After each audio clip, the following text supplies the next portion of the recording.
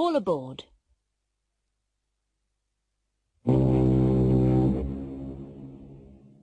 The Southampton is cruising around the Mediterranean Sea. There are a lot of tourists on the ship. Most of them are English, but some of them are American, Australian or Canadian. It's the 6th day of the cruise, and their ship is sailing from Genoa to Naples. All of the passengers and most of the crew are on deck for the captain's party. Hello, my name's Charles Beatty. I'm from Chicago. Pleased to meet you. I'm Wendy Hillman. Where do you come from? I come from Stirling. Oh, where's that? It's in Scotland. What an awful party. Oh, do you think so? Yes, I do. Oh, by the way, my name's Green. My name's Nelson. I work in a bank. What do you do? Well, I'm the captain of this ship. It's my party. Oh, I'm terribly sorry. Would you like another drink? Pardon? Would you like another drink? Oh, yes, please. I'd like an orange juice. With ice? No, thanks.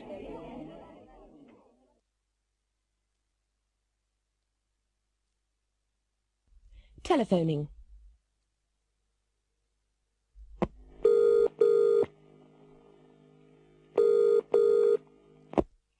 Director inquiries, which town, please? Oxford. What name, please? Oxford University Press, Walton Street. That's Oxford 56767. Thank you. Can you tell me the code for Oxford? 0865. Thanks. Goodbye. MacDonald and Company, can I help you? I'd like to speak to Mr. Walker, please. Mr. Walker? Which department is he in? Accounts. Hold on. Trying to connect you. All right. You're through.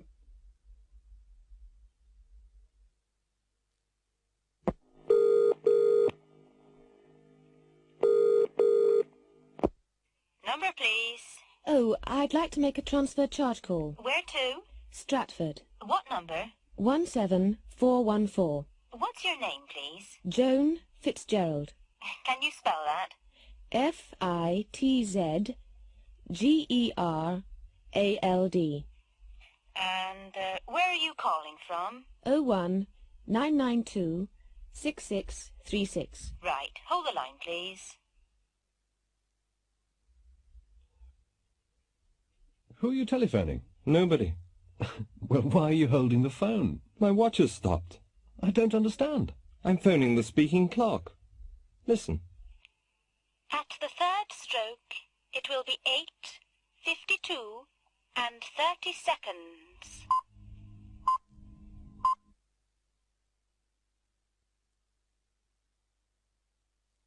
Fizz is fantastic. Let's meet Mrs. Edna Campbell from Glasgow. This is her kitchen, and on the table there are 2 piles of dirty clothes. Mrs. Campbell's got 3 young children, and she has to do a lot of washing. Now, we've got 2 identical British Electric automatic washing machines in the kitchen.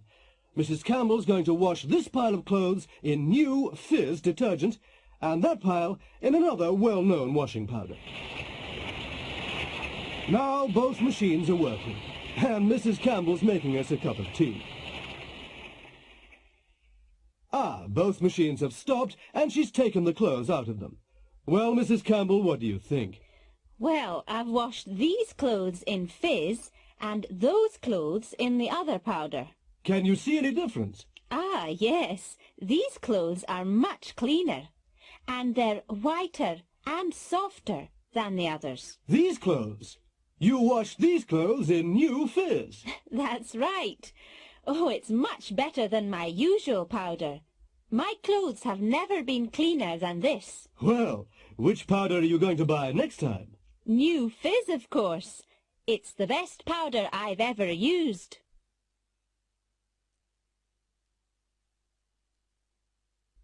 Olympic report. Good evening, it's 11:15, and it's time for Olympic Report. Our report tonight is coming live by satellite from the Olympic Games. Good evening. Well, today's most important event was certainly the women's 200 metres freestyle. The American, Doris Kennedy, was first and got the gold medal.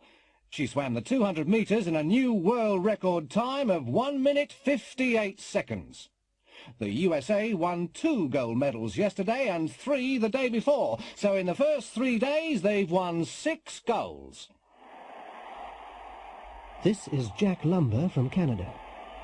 This morning he won the men's javelin final.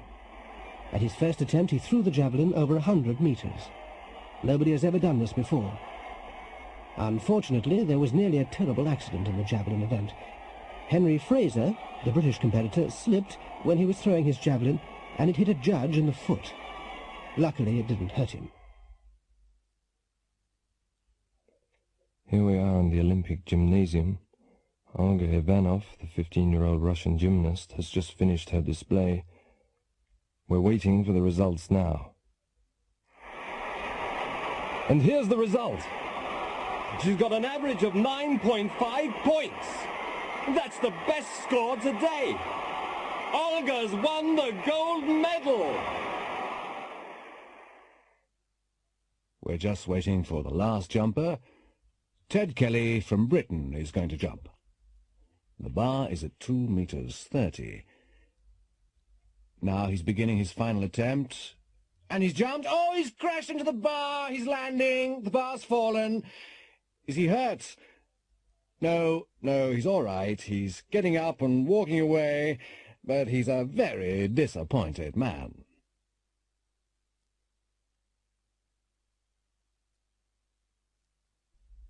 I'll be there. Psst. He'll be here tomorrow night. Will he? What time? About 8 o'clock. Will he be at the station? No. He'll be at the airport. Right. I'll be there. Will he be alone? No, he won't. He'll be with his wife. Will you be there? Yes. I'll be outside in the White Rover. What about the money? Don't worry. It'll be there. Okay. I'll see you tomorrow night.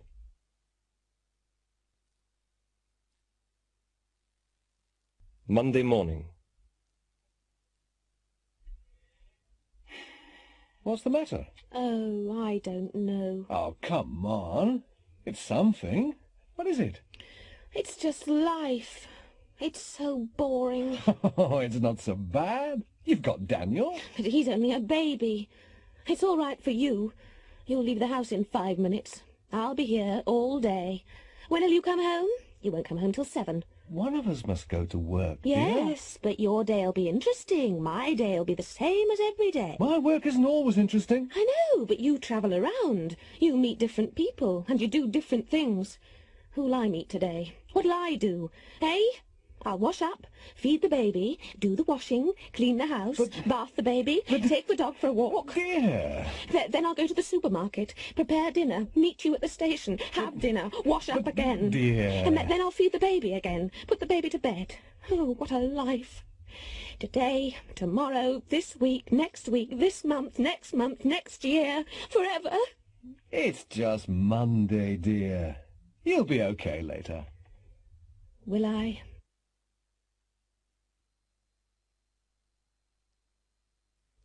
Dr. So-and-so. Dr. So-and-so is the Secretary-General of the United Nations. He's one of the busiest men in the world. He's just arrived at New Delhi Airport now. The Indian Prime Minister is meeting him. Later they'll talk about Asian problems. Yesterday he was in Moscow. He visited the Kremlin and had lunch with Soviet leaders. During lunch they discussed international politics. Tomorrow he'll fly to Nairobi. He'll meet the President of Kenya and other African leaders. He'll be there for 12 hours. The day after tomorrow he'll be in London. He'll meet the British Prime Minister and they'll talk about European economic problems. Next week he'll be back at the United Nations in New York. Next Monday he'll speak to the General Assembly about his world tour.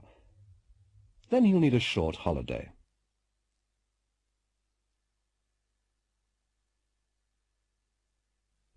At the chemist's.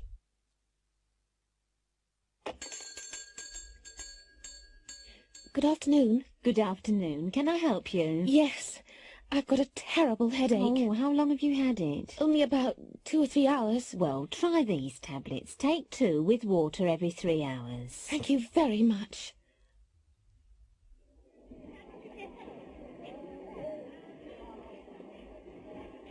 Good morning. Good morning.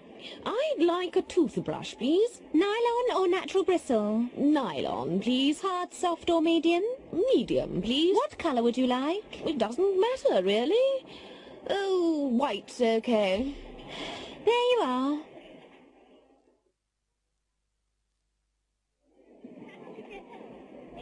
Could I have a tube of toothpaste, please? With fluoride or without fluoride? With fluoride, please. Is that all, sir? Yes, that's all, thank you. Shall I put it in a bag? Please. Good evening. Good evening. Can you make up this prescription, please? Certainly. Would you like to wait? How long will it take? It'll be ready in 20 minutes. Oh, I'll come back later. All right, sir. Shall I pay now or later? Later will be all right.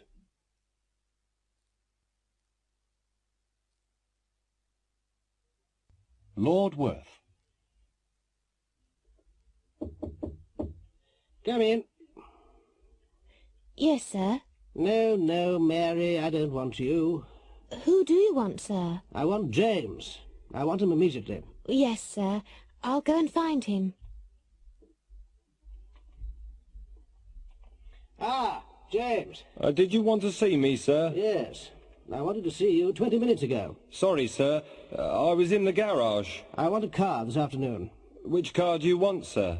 The Rolls, the Mercedes, or the Ferrari? The Rolls, I think. Yes, the Rolls. Where do you want to go, sir? Heathrow Airport, Terminal 2. What time, sir? We'll leave here after lunch at 2 o'clock. Ah, Charles. Yes, sir. I want an early lunch today, Charles. Yes, sir. What time? 12 o'clock. Oh, and I want you to reserve a table at the Savoy for 7 o'clock. Yes, sir. And I want Mary to prepare the guest room for Sir Thomas. I want her to make a special effort. Sir Thomas is a very important guest. Yes, sir.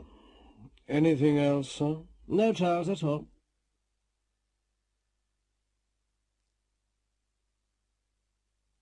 Look, feel, taste, sound, smell. I like your fur coat, Helen. Do you? Yes. It looks very expensive. Really? It wasn't expensive. It was second-hand. Was it? It doesn't look second-hand. It looks brand new. Oh, it feels cold in here. Does it? Yes. Is the radiator on? Yes, it is. It'll feel warmer in a minute. Waiter! These vegetables aren't fresh. But they are fresh, sir. Well, they don't taste fresh to me. I'm sorry, sir, but... And the wine. It tastes sweet. And I asked for dry. I'll get the manager, sir.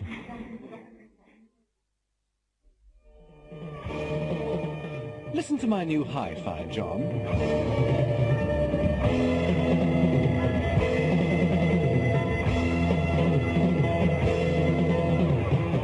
Does it sound all right? Yes. Sounds fine to me. I think the bass is too loud. No. Sounds perfect. It sounds better than mine. Have you changed your perfume? Yes. Why, do you like it? Yes. It smells terrific. What kind is it? It's Charlie. It smells expensive. Is it? I don't know. It was a present.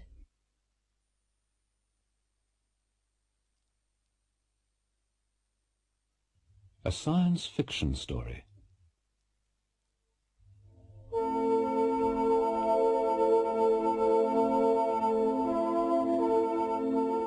The spaceship flew around the new planet several times.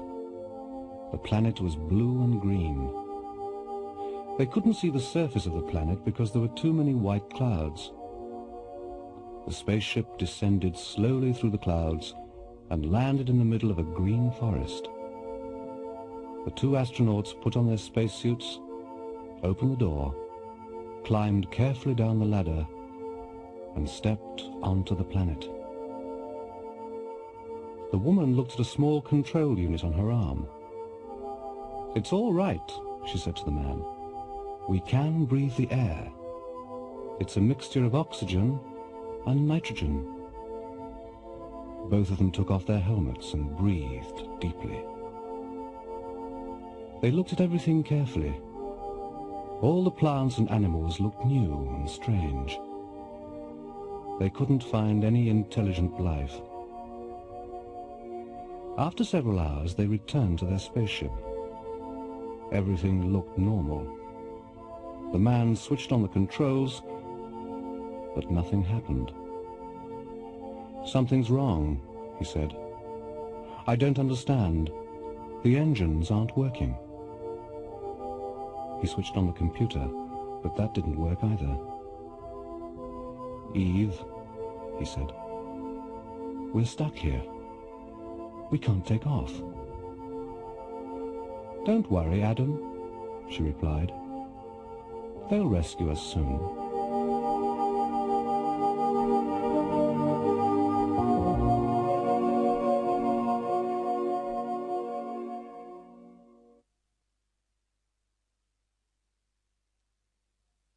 It's much too hot.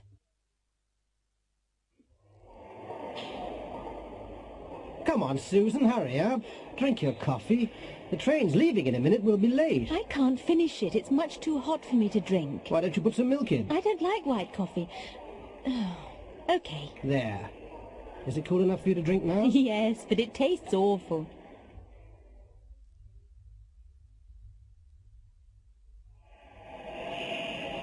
Oh, there's the train. Bring the cases. Ooh! What have you got in these cases? Only clothes. Why? Are they heavy? Yes, they are. Oh, the taxi driver managed to carry them. Well, they're too heavy for me to carry. Well, I'm not strong enough to help you. Porter!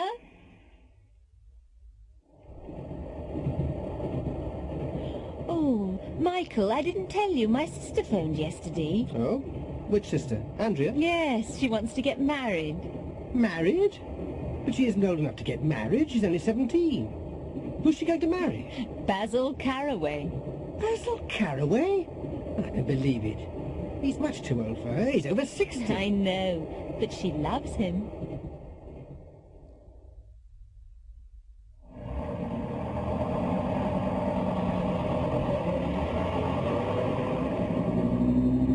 Oh, no! That was the last bus home and we've missed it. Well, let's walk. It's a nice warm evening. It's 4 miles. It's too far for me to walk. Call a taxi. A taxi? My name isn't Rockefeller. We aren't rich enough to travel everywhere by taxi. Michael, you've forgotten something. What? We've got 3 suitcases. Do you really want to walk? Okay. Taxi!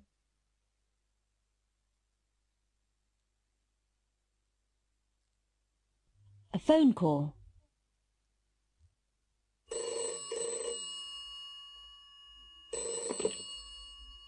Hello? Mary, is that you? Yes, Mary here. Who's speaking? It's Mike. Mike? Mike who? What do you mean, Mike who? Mike Connors, of course. Oh, Mike. I'm sorry. Yes, we had a date last night.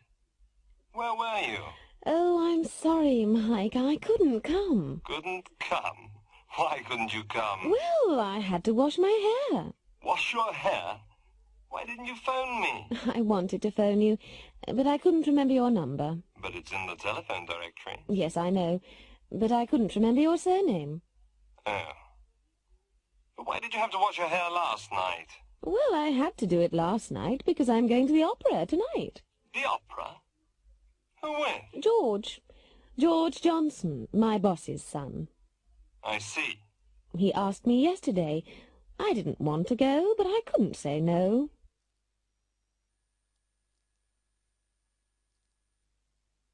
Army Careers Office. Good morning. Are you the new cleaner? No, I'm not. I want to join the army. What? You? In the army? Yes, I want to be a soldier. This is the Army Careers Office, isn't it? Well, yes. Sit down, sir. Thanks. Now, why do you want to be a soldier, Mr. Briggs. Tommy Briggs.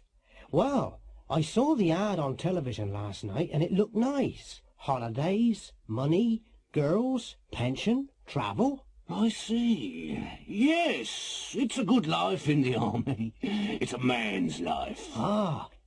Now, have you got any questions? Yes. Will I have to get a haircut? A haircut? Oh, yes, you'll have to get a haircut and wear a uniform. A uniform? Oh, yes, and you'll have to obey orders. But you won't have to clean the toilets, you know. I've never had to clean the toilets. What about the work? Will I have to work hard? Oh, yes, you'll have to work hard. But all the girls like a man in uniform, you know. And what about promotion? Oh, yes, there are a lot of opportunities. Perhaps you'll be a general one day. OK, I'd like to join. Yes, sir. Just sign your name here. There you are. Tommy Briggs. Briggs! Hey? Shut up! Stand up straight! Now, quick, march! Left, right, left, right, left, right, left, right, left, right, left, right. A traffic survey.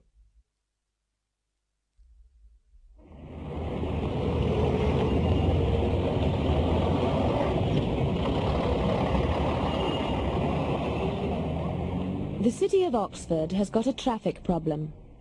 It's an old town and the streets are narrow. There are too many cars and not enough parking spaces in the city centre. The planning department wanted to change the traffic system, and so they conducted a traffic survey. They asked a lot of people these 5 questions.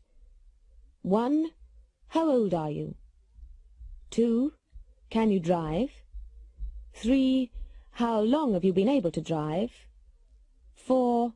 Where do you live? 5. How do you come to town? Here are some of the results. Mr. Brown's 58. He learned to drive when he was 18. He's been able to drive for 40 years. He lives in the country, 20 miles from Oxford. He always comes into town by car. Mary McIntosh is 20. She's had a lot of driving lessons. She's taken the driving test 3 times, but she hasn't been able to pass the test yet. She lives near the city centre, and she usually walks to work. Bob Brewer's 25. He's been able to drive for 2 years, but he hasn't got a car. He hasn't been able to save enough money. He lives in a village outside Oxford. He comes into Oxford by train. Mr. and Mrs. Wilson are both over 65. They've never been able to drive. They've never learned. They live in a suburb of Oxford, and they occasionally come into town by bus.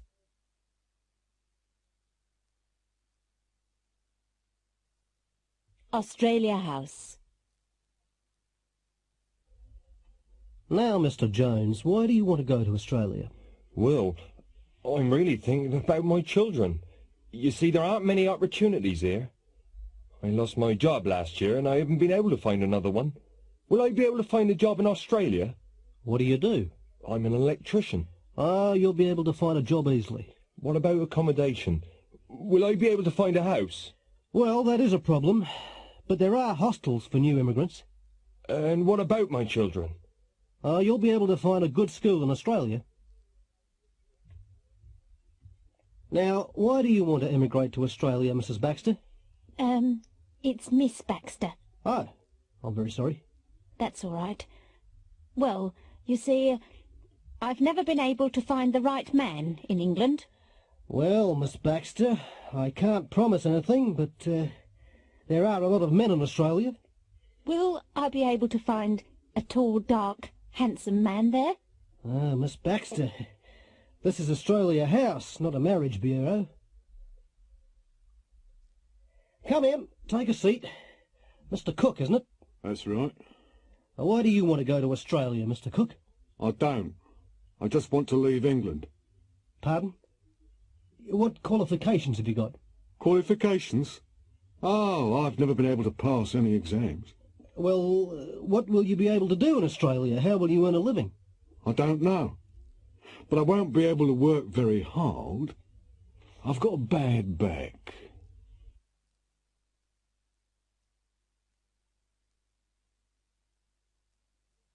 Checks and credit. Next, please. I'd like to cash this cheque, please. Yes, madam, £30. Oh, you haven't signed it yet, madam? Oh, haven't I? Oh, I'm terribly sorry. Here you are. Thank you. How would you like the money? 4 5s and 10 1s, please. I'd like to change these francs, please. Yes, sir. How many francs have you got? 200. What's the rate of exchange, please? The current rates are on the notice board, sir. I'd like to buy this, but I haven't got enough cash with me. Do you take traveller's checks? Certainly, sir. Good. How much is that? It's £30. What's the exchange rate? Oh, I'm not sure, sir. I'll go and check. Good morning. Can I help you? Yes, my name's Davis. I'm expecting some money from my bank in Toronto. By post, cable or telex, sir? By telex. Let me see. Ah, yes. Davis. £200 from the Royal Bank of Canada, Toronto. Have you got any identification, sir? Well, I haven't got my passport, but I've got my driving license. Will that be all right? Yes, sir. That'll be all right.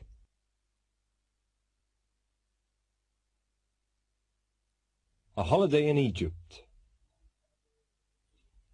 I looked through this brochure last night, and I'd like to book the summer holiday in Egypt. Yes, sir. The Hotel Cleopatra? That's right. How far is it from the hotel to the beach? About a 2-minute walk. Good. How hot is it in Egypt in July? About 28 degrees centigrade.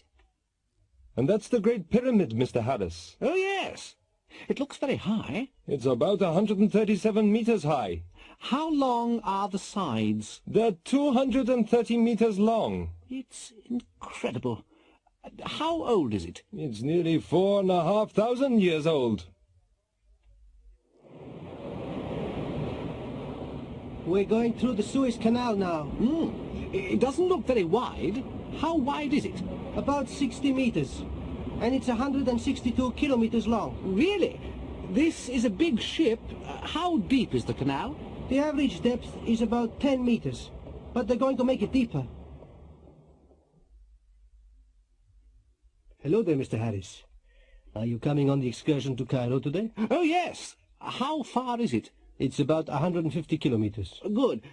How long will it take to get there? Only 3 hours.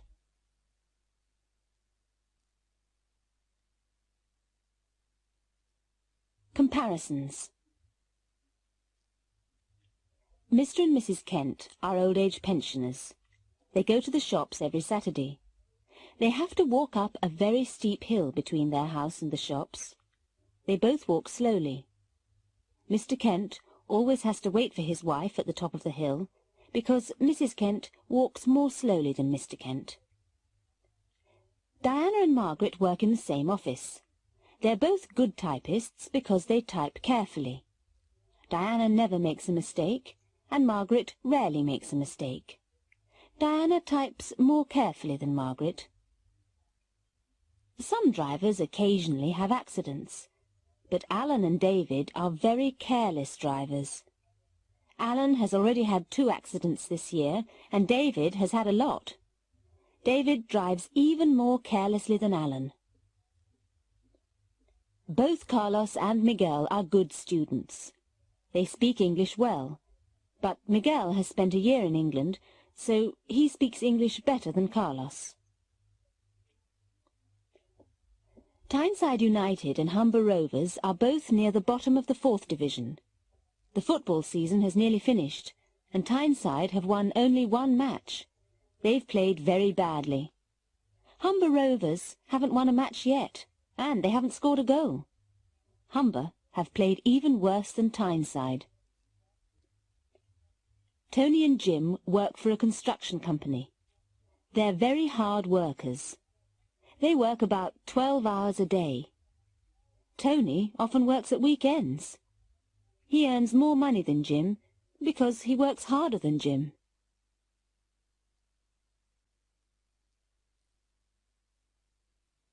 A day off work. Bill Walker works for an import-export company. Last Wednesday morning, Bill rang his office at 9 o'clock. His boss, Mr. Thompson, answered the phone. Hello, Thompson here. Hello, this is Bill Walker. Oh, hello, Bill. I'm afraid I can't come to work today, Mr. Thompson. Oh, what's the problem? I've got a very sore throat. Yes, you sound ill on the phone. Yes, I'll stay in bed today, but I'll be able to come tomorrow. Oh, that's all right, Bill. Stay in bed until you feel well enough to work. Thank you, Mr. Thompson. Goodbye. Goodbye, Bill. Mr. Thompson liked Bill very much. At 12:30 he got into his car, drove to a shop and bought some fruit for him. He went to Bill's flat and rang the doorbell. Bill's wife, Susan, answered the door.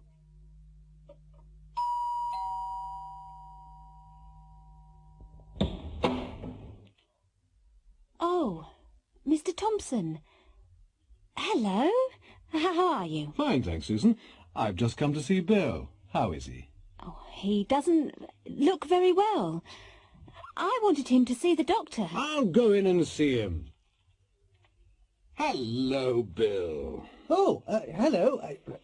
Hello, Mr. Thompson. I've brought some fruit for you, Bill. Thank you very much, Mr. Thompson. Well, I had to pass your house anyway. How's your throat? It seems a little better. I'll be okay tomorrow. Well, don't come in until you feel better. All right, but I'm sure I'll be able to come in tomorrow. Bye, Bill. Goodbye, Mr. Thompson. At 3 o'clock in the afternoon, Mr. Thompson locked his office door and switched on his portable television. He wanted to watch an important international football match. It was England against Brazil. Both teams were playing well, but neither team could score a goal. The crowd were cheering and booing. It was very exciting. Then at 3:20, England scored from a penalty. Mr. Thompson jumped out of his chair. He was very excited. He was smiling happily when suddenly the cameraman focused on the crowd. Mr. Thompson's smile disappeared, and he looked very angry. Bill Walker's face, in close-up, was there on the screen. He didn't look ill, and he didn't sound ill. He was smiling happily and cheering wildly.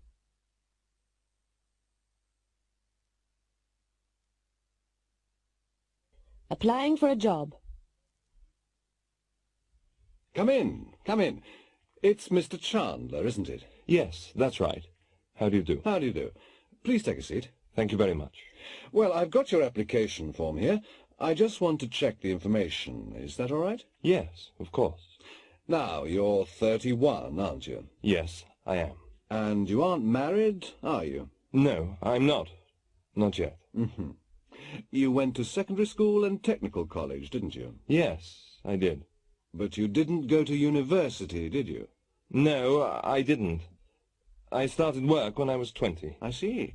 You can speak French and Russian, can't you? Yes, I can, but not fluently. I speak French better than Russian. But you can't speak Spanish, can you? No. No, I can't. You've been to France, haven't you? Yes, I have. And to Germany and Russia. So I see. But you haven't been to the Middle East, have you? No, I'm afraid I haven't. But I'd like to. Good. Come in, please sit down. It's Miss Wallace. Yes, that's right. Good afternoon. Good afternoon. Well, I've looked through your application. Can I just check the information? Of course. Now, you're 22. Yes, I am. You aren't married? No, I'm not, but I'm engaged. You didn't go to technical college or university? No, I didn't. But you learned to type at secondary school? Yes, I did. You can speak French and Italian? Yes, I can, but I can write them better than I can speak them. I see. You've been to Switzerland? Yes, I have, and Italy. And you can take shorthand? Yes, I studied it at school.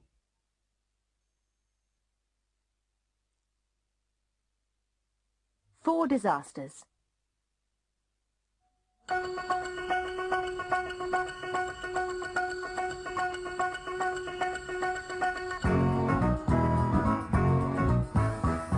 Good evening. Our programme tonight is about disasters. This year there have been fires, plane crashes, earthquakes and volcanic eruptions. All our guests tonight have survived disasters. Hi, I'm Bill Daniels. I live in Chicago. I was working in my office on the 28th floor of a skyscraper. I was dictating some letters to my secretary when the fire bell rang. I rushed out to the lift, but it wasn't working. The stairs were full of thick smoke. We couldn't go down, so we had to go up to the roof. When we got there, some people were waiting calmly. Others were shouting and screaming wildly. A helicopter managed to land on the roof and rescued 6 of us before the building collapsed. My name's Martha Huggins. I was on holiday in the South Pacific, and I was staying on Pagohiti, a small island. I was having a rest when the volcano erupted. The noise woke me up. I looked through the window. Everybody was running towards the harbor. I just put on a coat and ran to the harbor, too. I managed to get on a ship. It was leaving when the lava hit the town. Hello, I'm George Green. I'm a farmer. I was working in the field behind my house when I saw the plane. It was on fire. Smoke was coming from the engines, and it was coming down fast. I was running towards my house when it crashed into the trees behind me. I heard a terrible explosion. When I woke up, I was lying in an hospital bed. Good evening. My name's Michael Pert. My wife and I were staying with friends on Santa Monica in the Caribbean.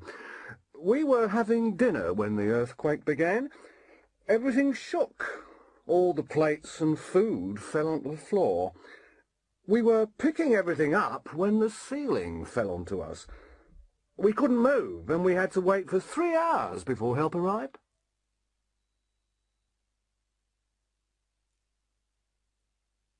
Travelling by air.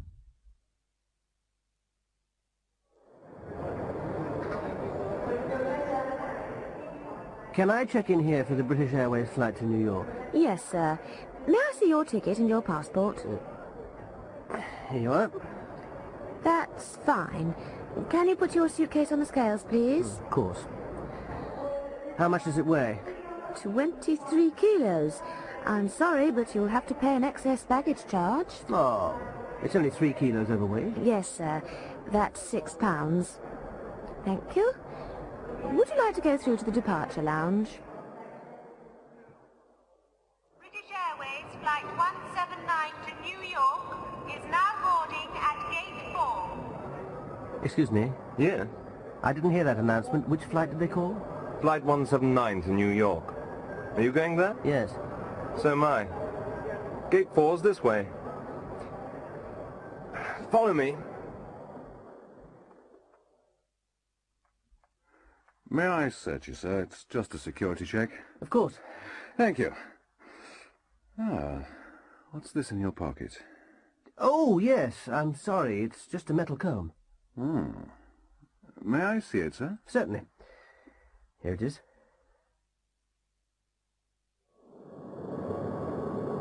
Good afternoon, ladies and gentlemen. Captain Gibson and his crew welcome you aboard British Airways Flight 179 to New York. We're now flying at a height of 30,000 feet. Our speed is approximately 600 miles an hour. We'll land in New York in 5.5 hours. The temperature in New York is now minus 3 degrees centigrade. In a few minutes, you'll be able to see the Irish coast. Our stewards and stewardesses will serve lunch in half an hour.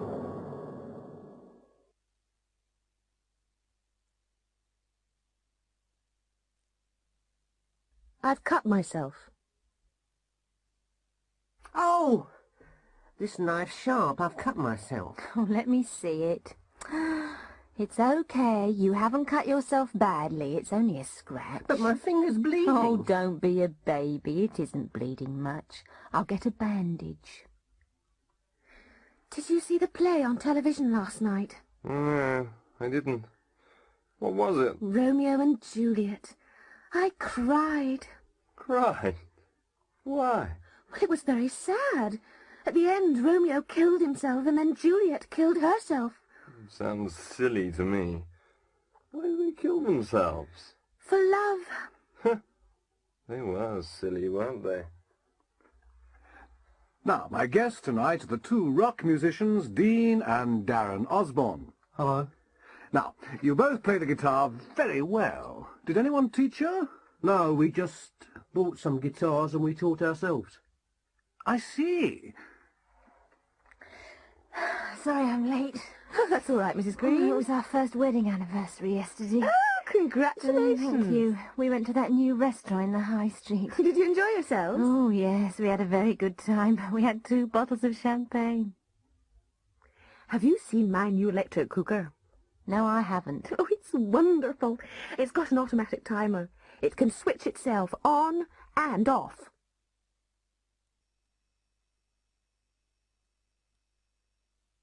Choosing a pet. Good afternoon, madam. Can I help you? Yes, I'm looking for a pet for my son. Can you suggest anything? What kind of pet does he want?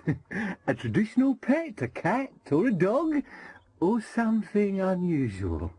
Well, he'd like a snake or a crocodile, but he isn't going to get one. We've got a nice Alsatian dog at the moment. An Alsatian? Did you say an Alsatian? Oh, no. I've read about them in the paper. They're very big and savage. Oh, no, madam. They aren't as savage as some dogs. Really? Oh, yes. Last week we had a small dog. It was only as big as your handbag, but it was as savage as a tiger. It bit me 3 times. Perhaps not a dog, then. How about a cat? A cat? They aren't as friendly as dogs, are they?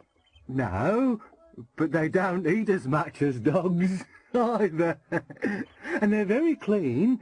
They wash themselves every day. Oh. Or how about a bird? A parrot or a budgie? We've got both. Which do you recommend? Well, budgies aren't as easy to train, and they never speak as well as parrots. Yes, but budgies don't need as much space as parrots, do they? That's true. Budgies are very popular because they're so easy to keep. Yes, but they're a bit noisy, aren't they? I want a quiet pet. A quiet pet? Well, how about a goldfish? There's nothing as quiet as a goldfish.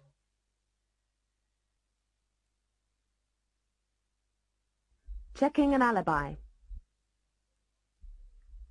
There was a bank robbery in central London yesterday. Just before closing time yesterday, a robber entered the Butcher Street branch of the National Westminster Bank. He was carrying a shotgun and wearing a stocking mask over his head. There were only a few customers in the bank at the time. He made them lie on the floor while the cashier was putting the money in a sack. As he was leaving, the security guard tried to ring the alarm. The robber shot him, and the guard is now in St. Patrick's Hospital. Surgeons are trying to save his life. Last night the police arrested a man in South London.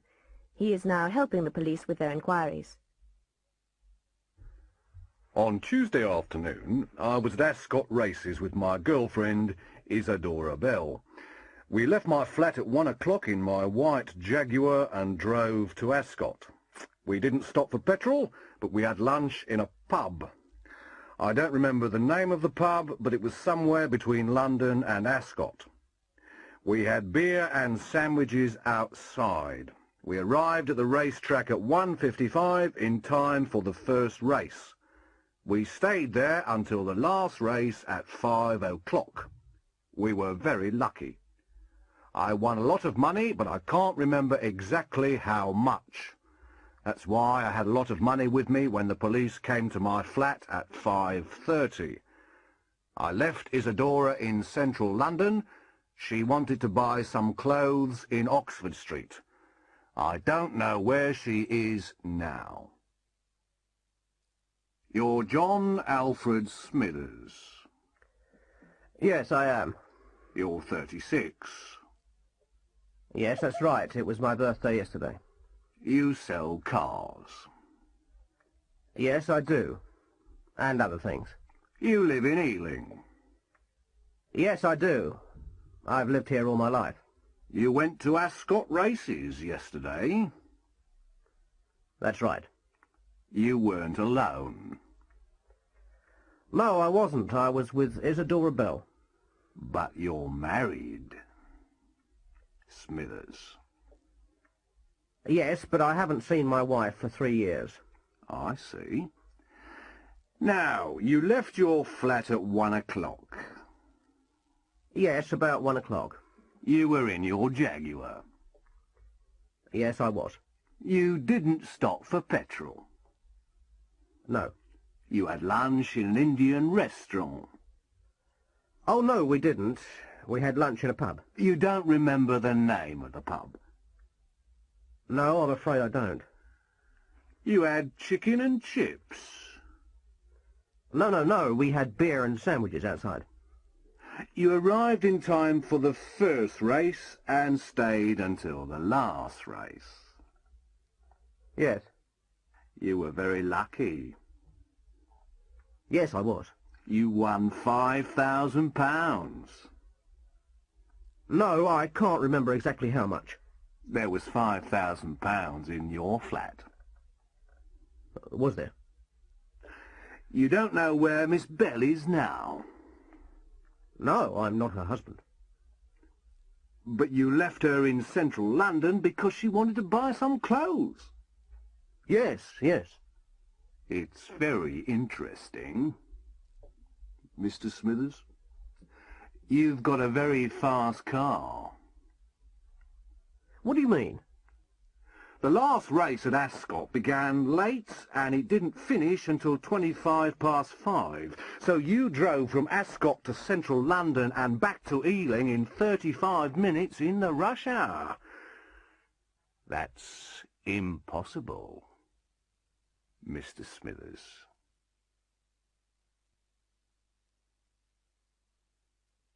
Dinner with friends.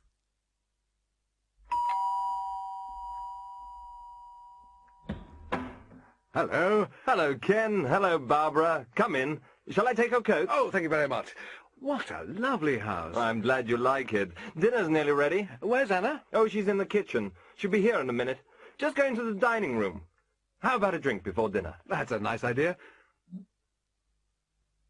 Here we are. Ah. Dinner's ready. Sit down, everybody. Thank you very much, Anna. Everything looks wonderful. It smells delicious, too. I'll put the salad in the middle of the table. Shall I serve you? No, it's all right. We can help ourselves. Yes. Rob, could you pour the wine, please? Yes. Ken, help yourself to vegetables, too. Would you like some more brandy, Barbara? Oh, no thanks. No more for me. I'm driving tonight. Oh, come on. Just a small one. No, really, I mustn't. I'll help Anna with the washing up. Washing up? No, don't worry. We always leave that until the morning. Here are your coats. Thanks. It's been a marvellous evening. It was very kind of you to invite us. Don't mention it. It was nice to see you again. Well, we enjoyed ourselves very much. I'm glad. You must come again. Good night. And thanks again. Good night. And drive carefully. It's a very wet night.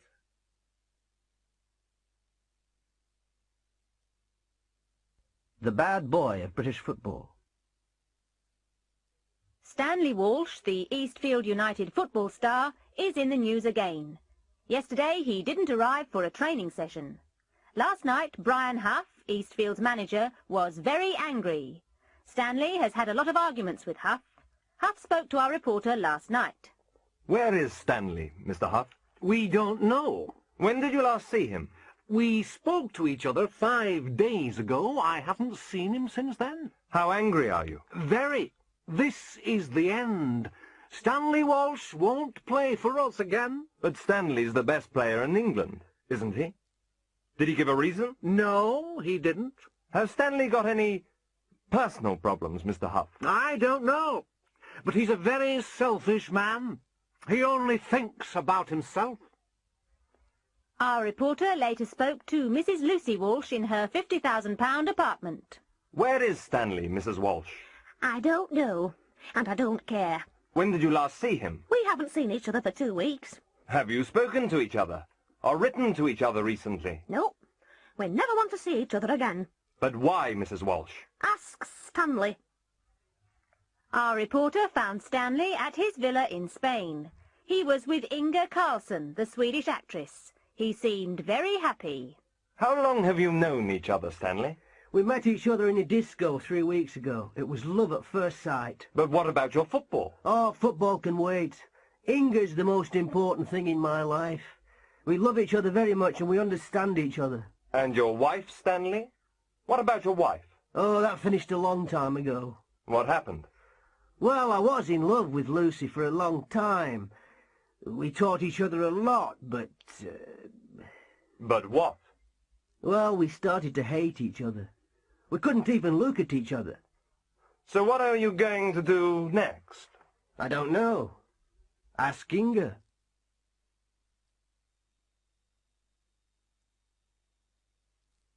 So am I.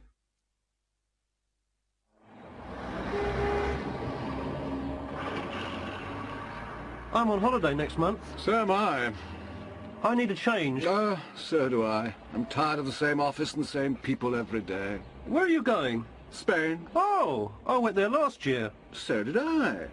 We always go to Spain, but we never go to the Costa Brava. No, neither do I. There are too many English people there. Where exactly are you going? San Pedro. It's a little village on the north coast. You're joking. No, I'm not. I've been there 3 times. So have we.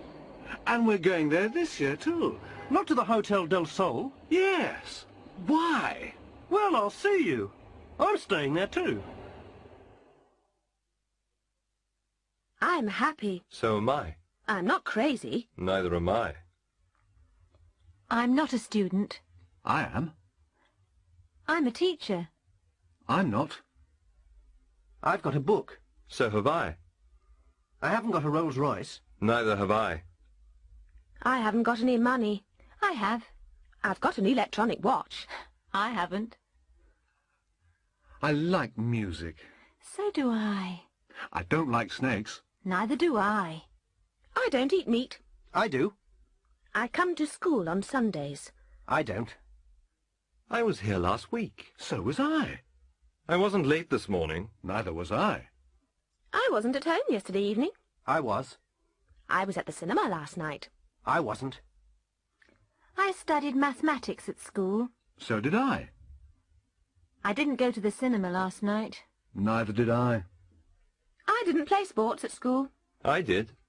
I had wine with dinner last night. I didn't.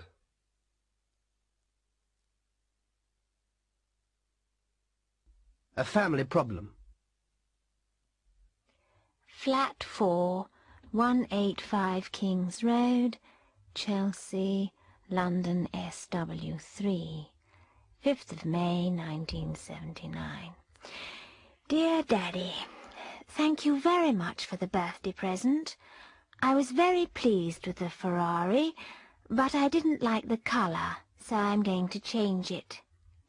I saw Tom again yesterday.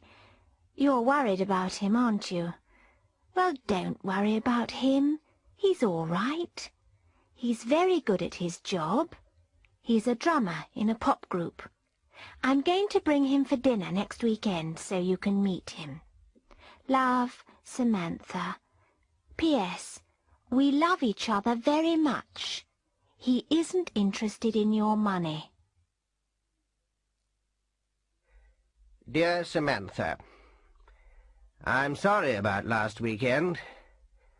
I was very angry with Tom, but he was very rude to me. I'm not a stupid old fool. I'm tired of long-haired young men.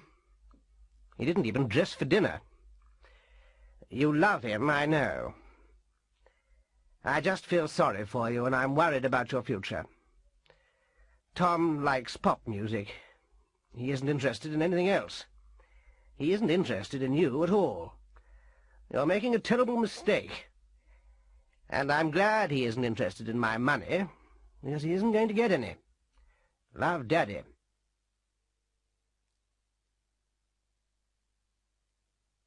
The yes-no contest.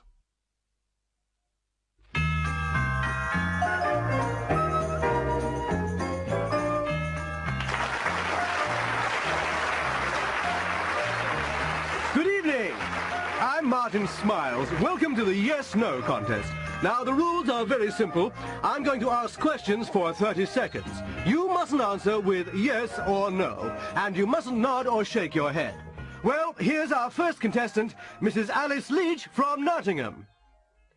What's your name? Alice. Alice Leach. Where are you from, Alice? Nottingham. Did you say Birmingham? No, Nottingham. Oh, dear, I am sorry, Mrs. Leach. Now, our next contestant is Ralph Milton from Blackpool. It's Mr. Milton, isn't it? That's right. Good. You aren't nervous, are you? I'm not nervous. Did you shake your head? I didn't. Are you sure?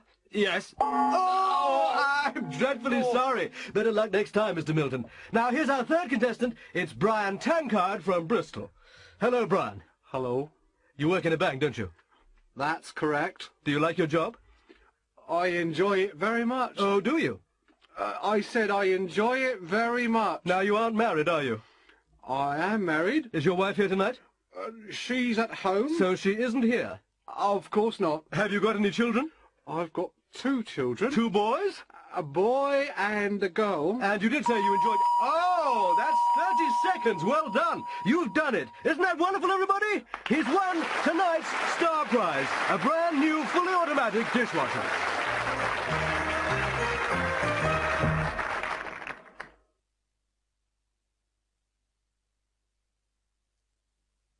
I used to. Tom, you never talk to me nowadays. What did you say? And you never listen to me either. Pardon? You used to take me out. You used to buy me presents, and you used to remember my birthday. But I always remember your birthday, darling. Do you? Well, it was yesterday. I'm going home to Mother.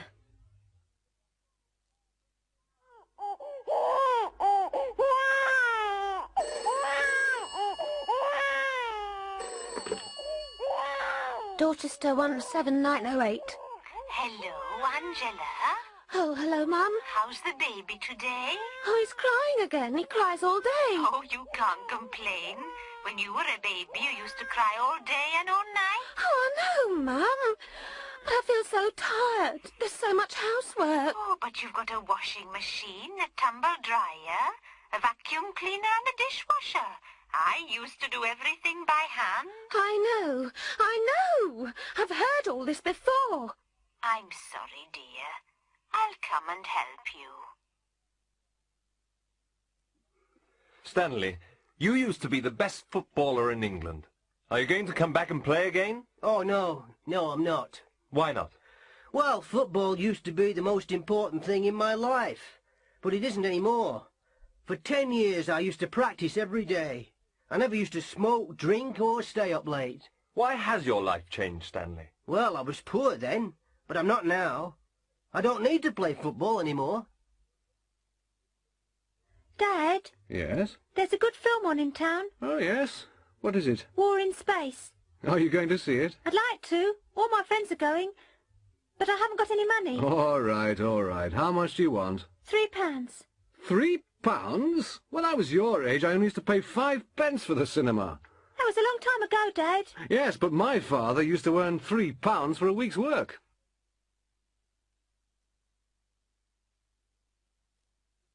A busy office.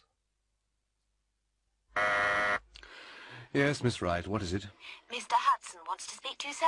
I'm very busy at the moment. Ask him to ring later. Yes, sir. Oh, and Miss Wright, tell Chris to photocopy the director's report. Yes, sir. Anything else, sir? Yes, tell Miss Davis not to ring her boyfriend on the office phone. Yes, sir.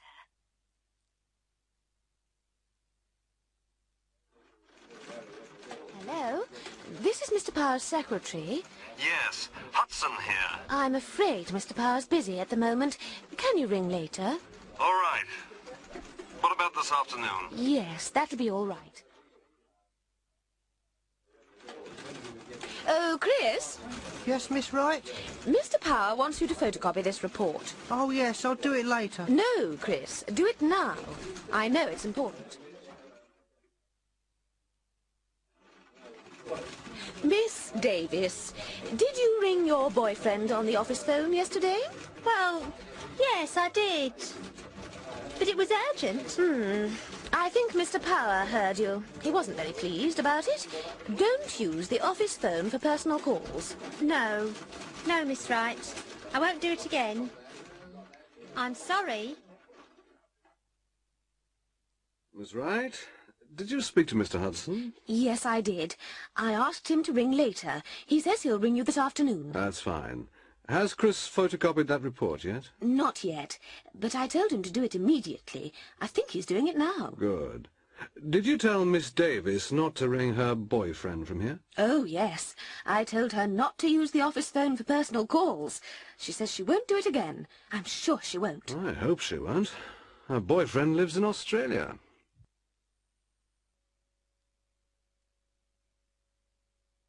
The Smuggler. Sam Lewis was a customs officer. He used to work in a small border town. It wasn't a busy town, and there wasn't much work. The road was usually very quiet, and there weren't many travellers. It wasn't a very interesting job, but Sam liked an easy life. About once a week he used to meet an old man. His name was Draper. He always used to arrive at the border early in the morning in a big truck. The truck was always empty. After a while, Sam became suspicious. He often used to search the truck, but he never found anything. One day, he asked Draper about his job. Draper laughed and said, "I'm a smuggler." Last year, Sam retired. He spent his savings on an expensive holiday. He flew to Bermuda and stayed in a luxury hotel. One day he was sitting by the pool, and opposite him he saw Draper drinking champagne. Sam walked over to him. Hello there. Hi. Do you remember me? Yes, of course I do. You're a customs officer. I used to be, but I'm not anymore. I retired last month. I often used to search your truck. But you never found anything. No, I didn't. Can I ask you something? Of course you can. Were you a smuggler? Of course I was. But the truck was always empty. What were you smuggling? Trucks.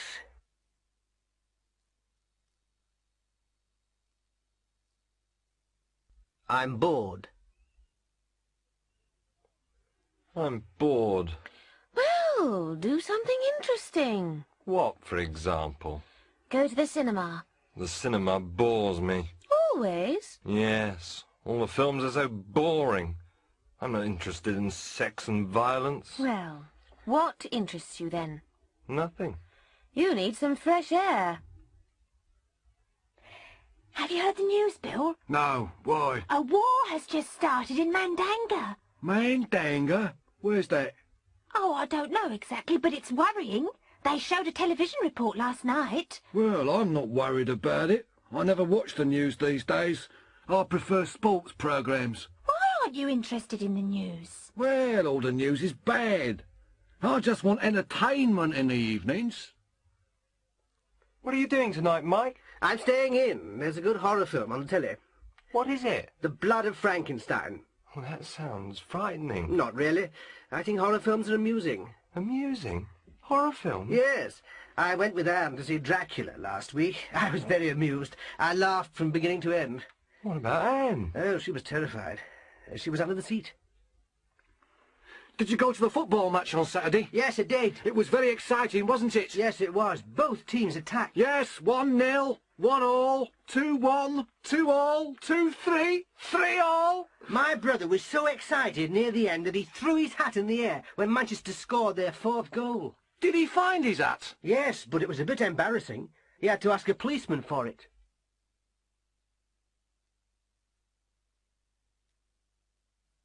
advice.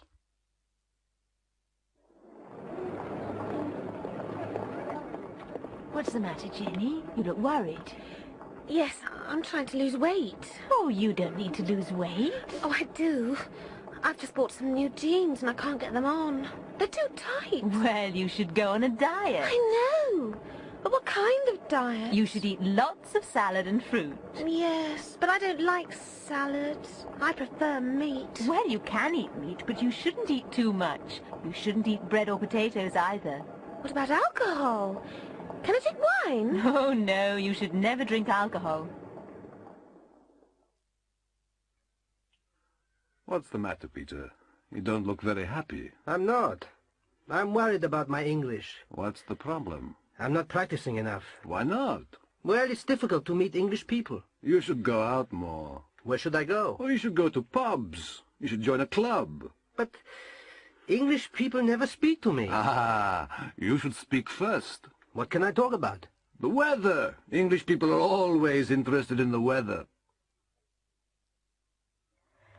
Hello, Charles. You look tired today. Yes, I'm working too hard. Oh, you should take a holiday. Yes, I know I should, but we're just too busy. I'm working 12 hours a day. 12 hours? You're going to kill yourself. Well, what can I do? Well, perhaps you should change your job. I can't. I need the money.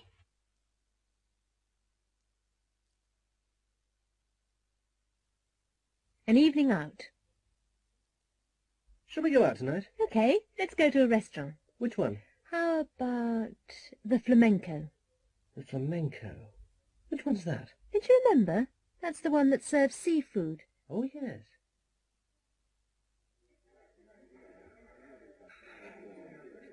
Oh, look over there. Where? In the corner. It's Jack West, isn't it? Where? I can't see him. There, he's the one that's wearing a black suit. Oh, the one that's talking so loudly. What about him? He used to be at college with us. He was the only one that didn't pass the exams. He looks very successful.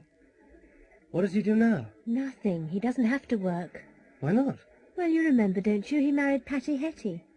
Patty Hetty? Yes, the girl that inherited a fortune. Her father was a millionaire. Ah, yes. Isn't she the one that killed herself? Yeah, that's right, and he got all the money.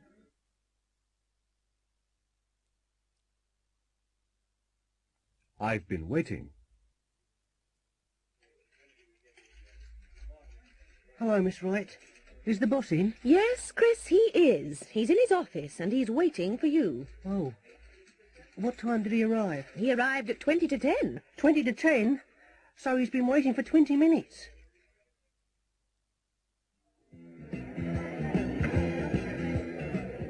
Hello, Judy. You've been sitting here for an hour. Where's your husband? Oh, he's dancing with Mrs. Winston. Oh, yes. He's dancing very well. He's been dancing all evening. Yes, he has. But he hasn't been dancing with me. Hello, Mrs. Parker. Are you waiting to see Dr. Savage? Hello, Mrs. Baker. Yes, I am. How long have you been waiting? I've been waiting since 9 o'clock. Ah, so you haven't been waiting long. It's only 9:10 now. No, I haven't. I've been reading this magazine. It's very interesting. There's an article about operations. Eric, call the waiter again. I've been trying to call him. Eric, we've been sitting here for 20 minutes, and I'm not going to wait any longer. I'm sorry, dear, but he's talking to that girl. Yes, he's been talking to her since we came in. Waiter! Yes, sir. Do you want the bill? The bill? We haven't seen the menu yet.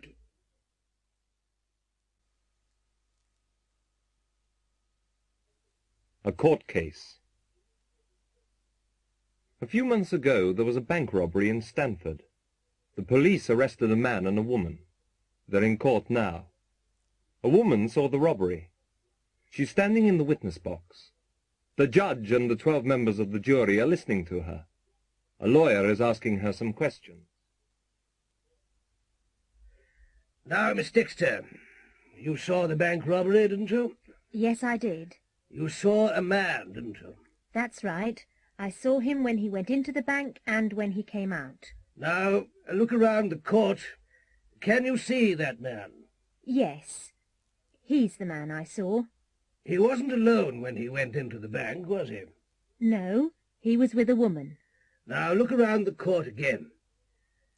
Can you see that woman? Yes, there. She's the woman I saw. I see, Miss Dexter. Now, look at the man and woman again. This is very important. Are you absolutely sure about them? Absolutely sure. They're the people I saw. Now, Miss Dexter, what was the man wearing when he went into the bank? I don't remember everything, but I remember his hat and his bag. Look at the hat on the table. Is that the hat? Yes, that's the hat he was wearing. And the bag?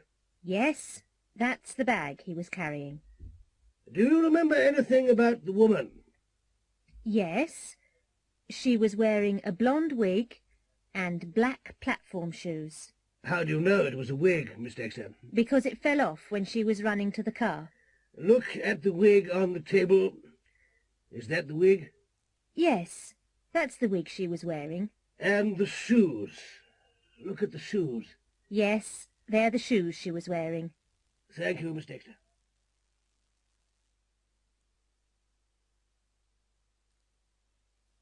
The empty chair. A friend of mine, Rob Jenkins, almost had a nervous breakdown last year. I told him to go to the doctor. Hello, Mr. Jenkins. What can I do for you? Well, Doctor, I'm very tense and nervous. I haven't been able to sleep for several days. Have you been working hard? Oh, yes, I've been very busy. I've been working 12 hours a day. Have you been taking any pills? No, but I've been smoking too much and I've been drinking a lot of coffee. Well, you should take a holiday. You should go somewhere quiet and peaceful.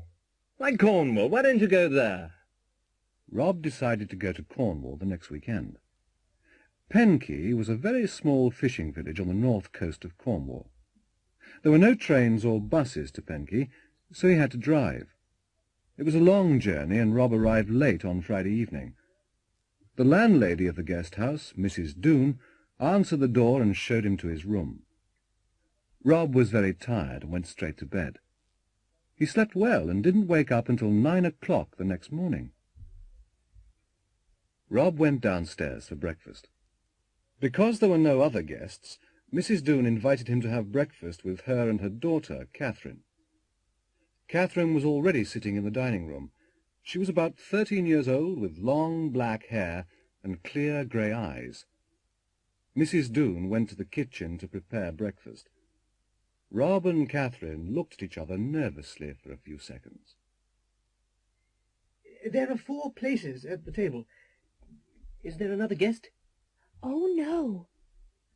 We never talk about the empty place. The empty place? What do you mean? Well, that used to be my father's place. Used to be? I don't understand. My father was a fisherman. 3 years ago he went out in his boat, and he never returned. What happened to him? Nobody knows. They searched everywhere, but they found nothing. My mother always keeps that place for him, and she makes his breakfast every morning. She thinks he'll come back. That's a photograph of him over there on the wall. My mother's been waiting for him for 3 years. Rob said nothing, but he looked very worried. At that moment Mrs. Doone returned. She poured 4 cups of tea and put 1 cup in the empty place. Rob looked more worried, and he stared at the empty chair. Suddenly he heard footsteps outside the door, and a tall man with a black beard walked into the room. Rob looked terrified. It was the man in the photograph. He jumped up and ran out of the room. Who was that? What's the matter? I don't know. I don't understand. He's a guest from London. He arrived last night while you were asleep. Catherine, do you know anything about this? No, I don't, Father. But he's here because he's very nervous.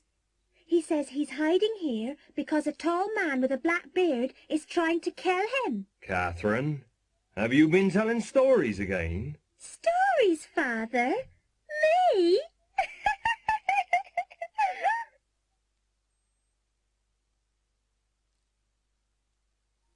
How long? How much? Come in. You're Mr. Carson, aren't you? Please sit down.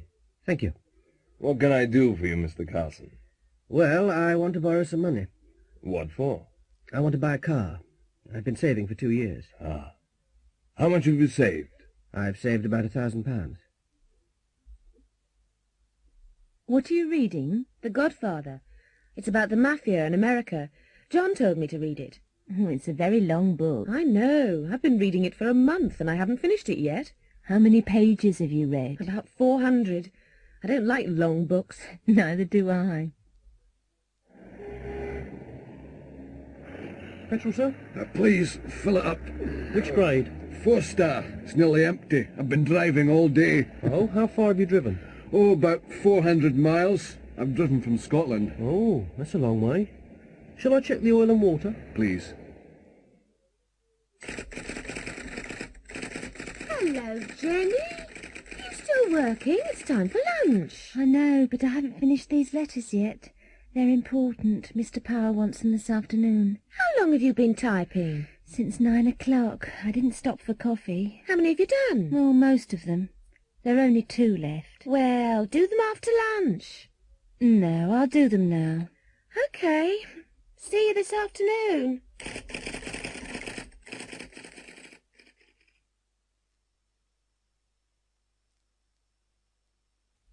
Look.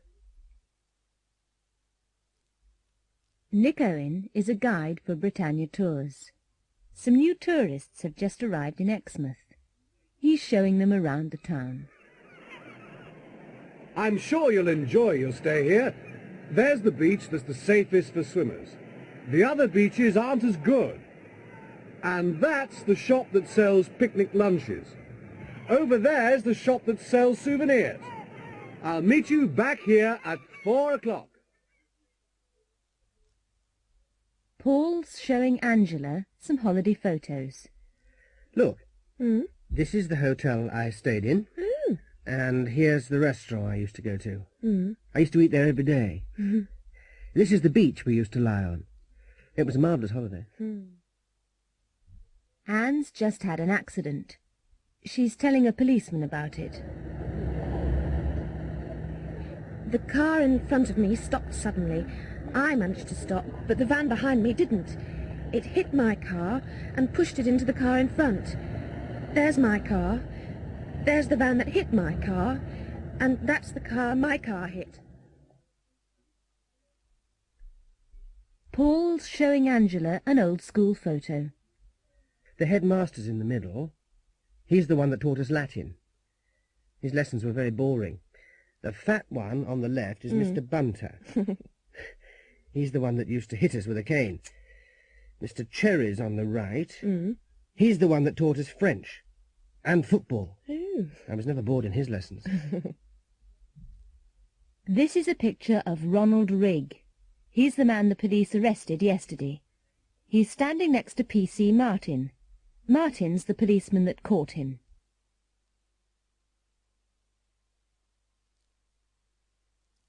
Booking in advance.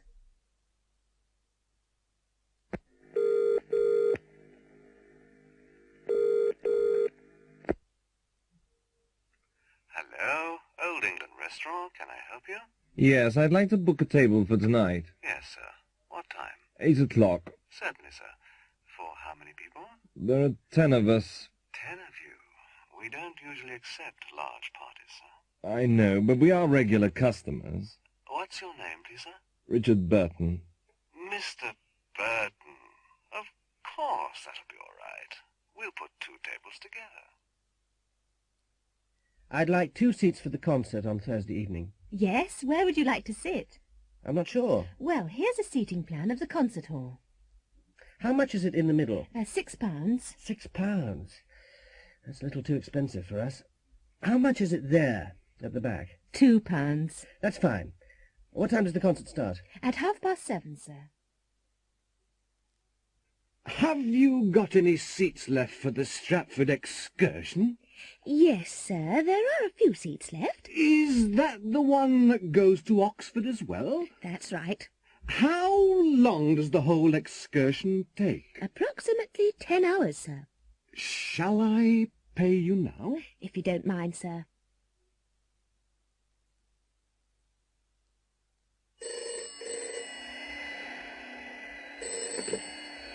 Good morning, unisex hairdressers.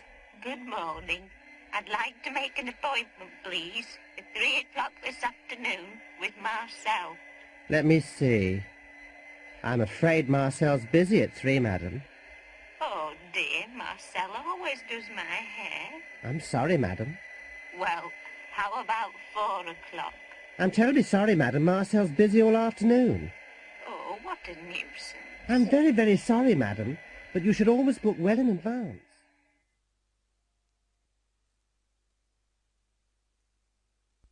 A new job. Alice, have you seen this ad in the paper?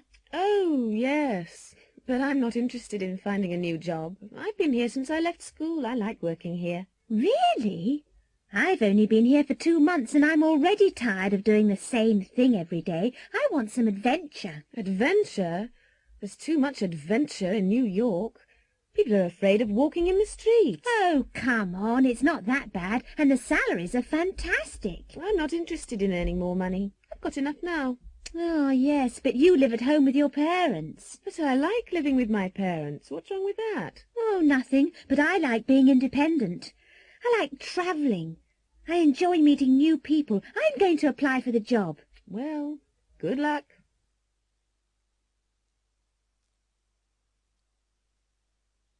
The weather forecast. Paul and Judy live in Birmingham. It's a large city in the Midlands. They're planning a weekend holiday. I know, Judy. Why don't we go to Scotland? It's a very long way. Oh, it isn't too far. Anyway, the motorway's very good, so we can get there quickly. But Scotland's often cold at this time of the year. It may snow. Well, yes, it may. But I don't think it will. Oh, I'm not sure. It is February, and I'm frightened of driving in snow. And we may not be able to find a hotel. They may be closed. That's no problem. I can book a hotel by phone. Well, perhaps it's not a bad idea. We may have beautiful weather. Oh, we'll enjoy ourselves anyway. Let's watch the weather forecast on television. We may not go to Scotland. We may go to Wales or London. We can decide after the forecast. Good evening, and here is the weather forecast for tomorrow. Northern Scotland will be cold, and there may be snow over high ground. In the north of England, it will be a wet day, and rain may move into Wales and the Midlands during the afternoon. East Anglia will be generally dry, but it will be dull and cloudy. In southern England, it will be a bright, clear day with sunshine, but it may rain during the evening. In the southwest, it may be foggy during the morning, but the afternoon will be clear. It may be windy later in the day.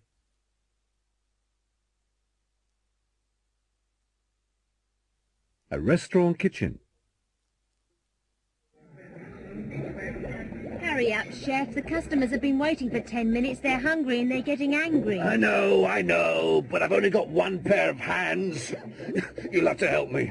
Help you? That's not my job. I'm a waitress, not a cook. Well, both of my assistants are off work. All right. What shall I do first? Well, start putting the meat on the plates and I'll prepare the vegetables. Okay. Is that enough meat? Oh, that's a bit too much. Take a bit off. What about potatoes? Oh, put on plenty of potatoes. They're cheap. And lots of peas. All right, all right. Can I take them now? Have you put the sauce on yet? Hey? Oh, no, I haven't. Well, where is it? Oh, here it is. Oh, there isn't quite enough sauce here. There's plenty in that pan over there. Oh, yes. I've got it. Fine. Now you can begin taking the plates to the customers. Ow! They're hot. Well, use a cloth. And don't carry too many plates. You may drop them. No, I won't drop them. I've never dropped a plate in my life.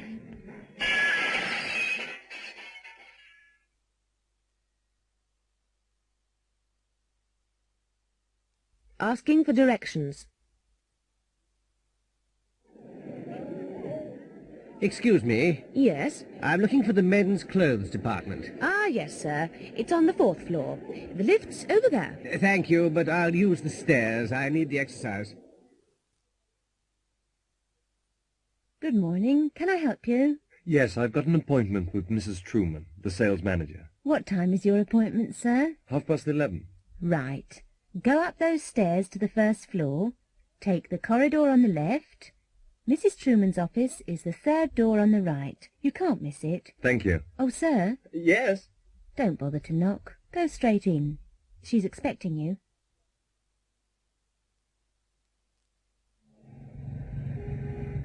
Excuse me? Yes? I'm lost. Is this the way to Brighton? No, I'm afraid it isn't. You're going the wrong way.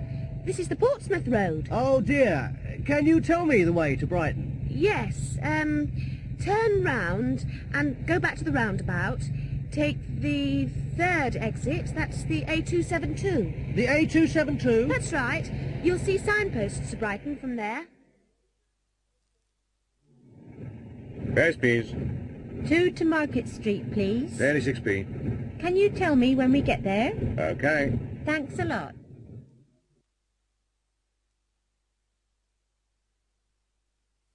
Air Sea Rescue.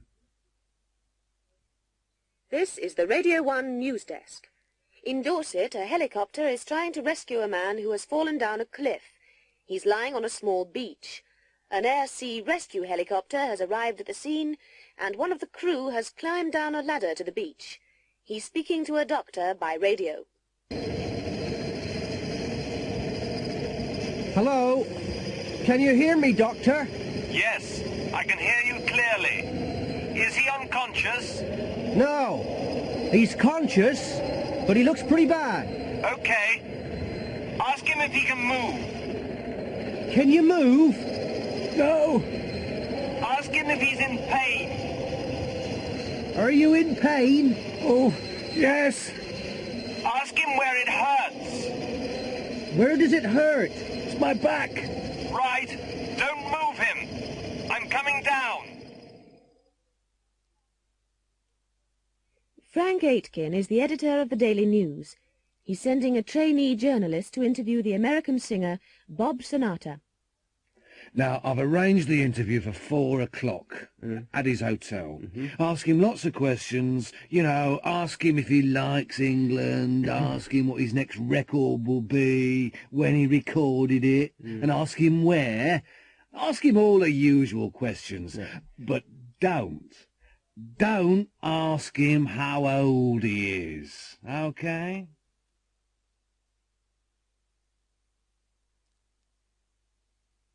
UFO.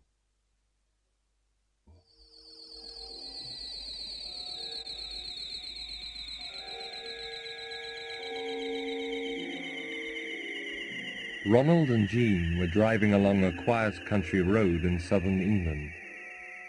They were on the way to Westbury. It was nearly midnight. Ron, look over there. There's something in the sky. What is it?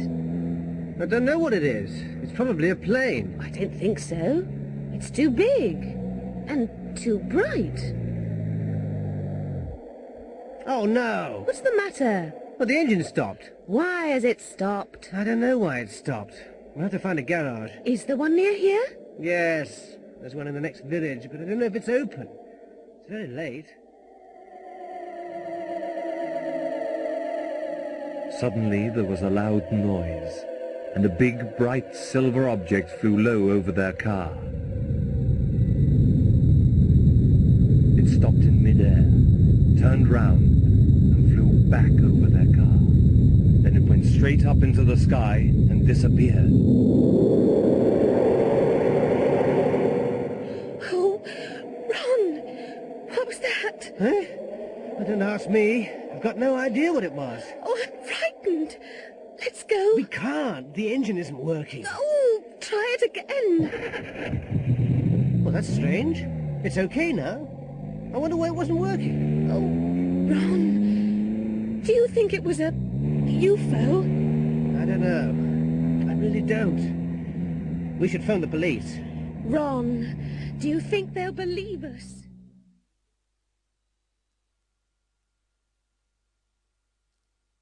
A mugging. One night, Mrs. Riley, an elderly widow, was walking along a dark London street. She was carrying her handbag in one hand and a plastic carrier bag in the other. There was nobody else in the street except two youths. They were standing in a dark shop doorway. One of them was very tall with fair hair. The other was short and fat, with a beard and moustache. The youths waited for a few moments, and then ran quickly and quietly towards Mrs. Riley. The tall youth held her from behind, while the other youth tried to snatch her handbag. Suddenly Mrs. Riley threw the tall youth over her shoulder. He crashed into the other youth, and they both landed on the ground. Without speaking, Mrs. Riley struck both of them on the head with her handbag, and walked calmly away. The two surprised youths were still sitting on the ground when Mrs. Riley crossed the street towards a door with a lighted sign above it. Mrs. Riley paused, turned round, smiled at the youths, and walked into the South West London Judo Club.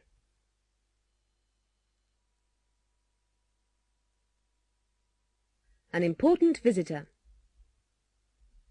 The platform of Portsbridge Station is full of people. They're waiting for an important visitor, the Queen. They're expecting her to arrive soon. She's going to open a new secondary school, Portsbridge Comprehensive. The Mayor's secretary is telling him about the plans for the day. She'll be here soon. We'll wait until we see the train. When the train stops, the band will start playing. Your son will give her some flowers when she gets off the train. You'll make a speech before she leaves the station. As soon as she arrives at the school, the children will begin cheering. After she opens the school, we'll go to the town hall. When she gets to the town hall, you'll make another speech. After you make the speech, we'll have lunch. Before she leaves Portsbridge, you'll give her a present from the town.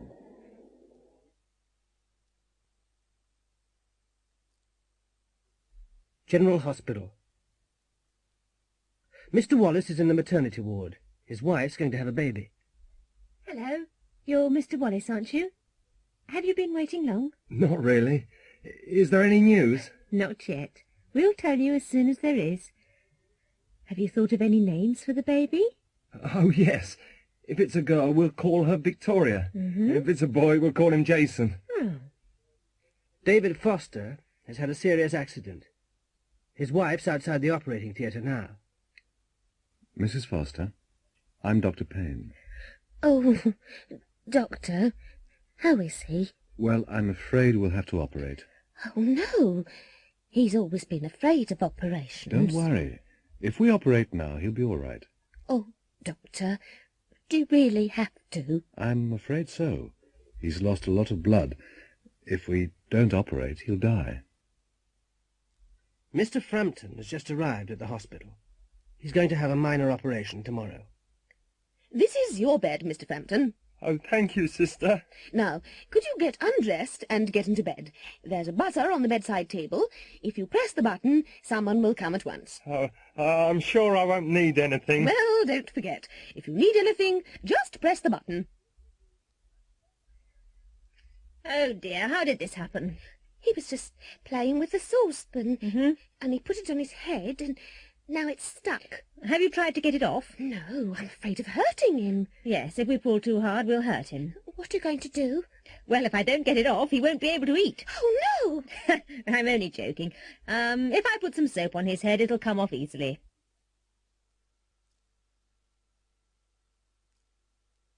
At the races. Horse racing is a very popular sport in Britain. There are over 11,000 horses in training, and there's a race meeting almost every day of the year. Some of the prizes are worth thousands of pounds, and some of the horses are worth millions. Horses from all over the world enter for the big races. People bet on the horses, and if they're lucky, they can win a lot of money. Some people spend a lot of time studying the form of the horses. Others just guess. Look at the list of horses for the Hampshire Gold Cup. Study it, and try to choose the winner. It's a lovely day here at Hurstwood Park. The horses are ready for today's big race, the Hampshire Gold Cup. And they're off. They've all started well. They're racing towards the first bend, and Dobbins in the lead, Concord second, and Chestnut Mare's third. Now they're approaching the first fence, and Dobbins fallen, but the jockey looks all right. And now Concord's in front. White Rum, the favourite, is at the back. Now they're entering the second bend, and they're all over the second fence. Cash Register has just passed Concord, and Sylvester Stallion has moved into third place. Then Irish Prince, then Tricky Dicky. Now they're coming round the third bend, and it's a very close race. And they've all jumped the third fence. And the favourite, White Rum, is coming through. The crowd is cheering wildly. They're over the last fence. There's only 300 metres to go, and all the horses are in a line. I can't see which one's in front. It's very, very close. It's a photo finish. What a race. But we'll have to wait for the result.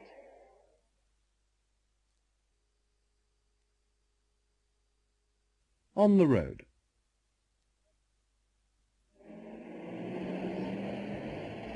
Ben, you can't park here. There's a double yellow line. Oh, we'll be back in a few minutes. It's okay. Oh, no, it isn't. You'll get a parking ticket if you leave it here. No, I won't. It's 5:30. All the traffic wardens have gone home. Ben. Yes? Is this your car, sir?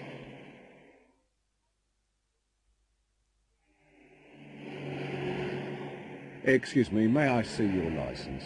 I'm afraid I've left it at home. In that case, you'll have to take it to the police station within 5 days. But why? You were speeding, sir.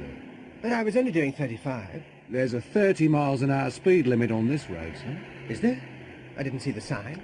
Well, sir, we've been following you. So you were doing 35 too? No, sir, we were doing 60 miles an hour. And we couldn't catch you.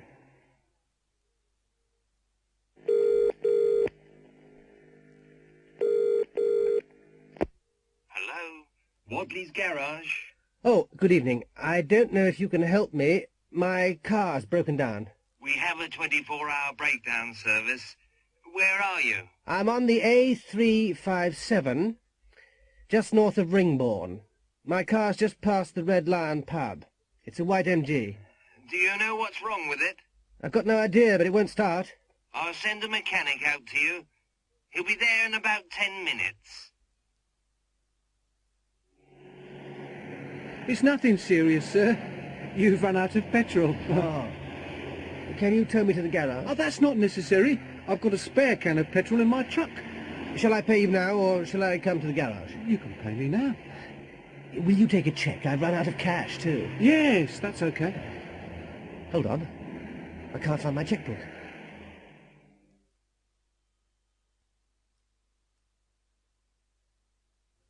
Emergency 999.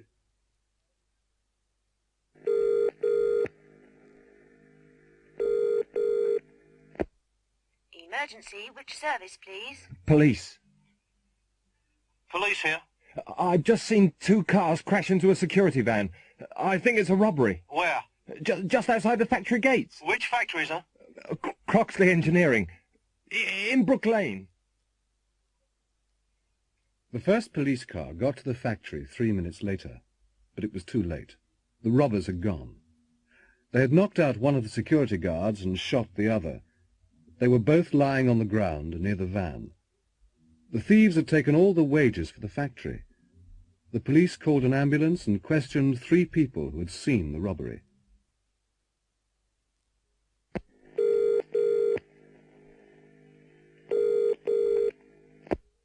Emergency, which service, please? Fire. Fire service. Come quickly, Fenley's garage is on fire. The one in Churchill Road. We'll be there in 2 minutes. The fire engine got to the garage just in time. The showroom was burning. Fortunately, the fire hadn't reached the petrol pumps and hadn't spread to neighbouring houses. The firemen were able to put it out quickly. The fire had started in the office. Someone had thrown a lighted cigarette into a waste paper basket.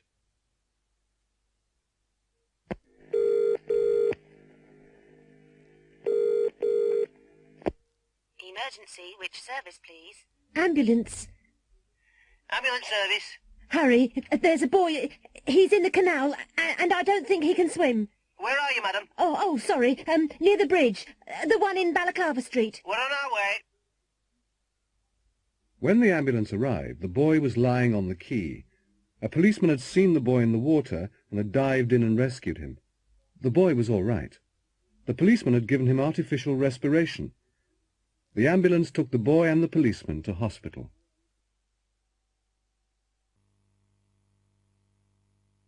Reader's letters. Have you ever had an embarrassing experience? Last week we asked readers to tell us about embarrassing experiences. We received hundreds of letters. Here is a selection. My most embarrassing experience happened when I had just left university. I had just started teaching in a Liverpool secondary school. One morning my alarm clock didn't ring. I had forgotten to wind it up. I woke up at 8:30 and school began at 9. I quickly washed, shaved, dressed, jumped into my car and drove to school. When I arrived, the students had already gone into class. I didn't go to the staff room, but went straight into class. After 2 or 3 minutes, the students began laughing, and I couldn't understand why. Suddenly, I looked down and understood. I had put on one black shoe and one brown shoe. Stanley Hooper, B.A., Preston, Lancashire. The most embarrassing experience I've ever had happened 2 years ago. My wife and I had driven into town to do some shopping. The streets were very busy and we were holding hands. Suddenly, my wife saw a dress that she liked in a shop window and stopped. I started looking at some radios in the next window. After a minute or two, I reached for my wife's hand. There was a loud scream, and a woman slapped my face. I hadn't taken my wife's hand. I'd taken the hand of a complete stranger. Len Bailey, Sheffield, Yorks. My husband and I had decided to buy a new house, and I'd made an appointment to see our bank manager. I'd never met him before, and I was a bit nervous.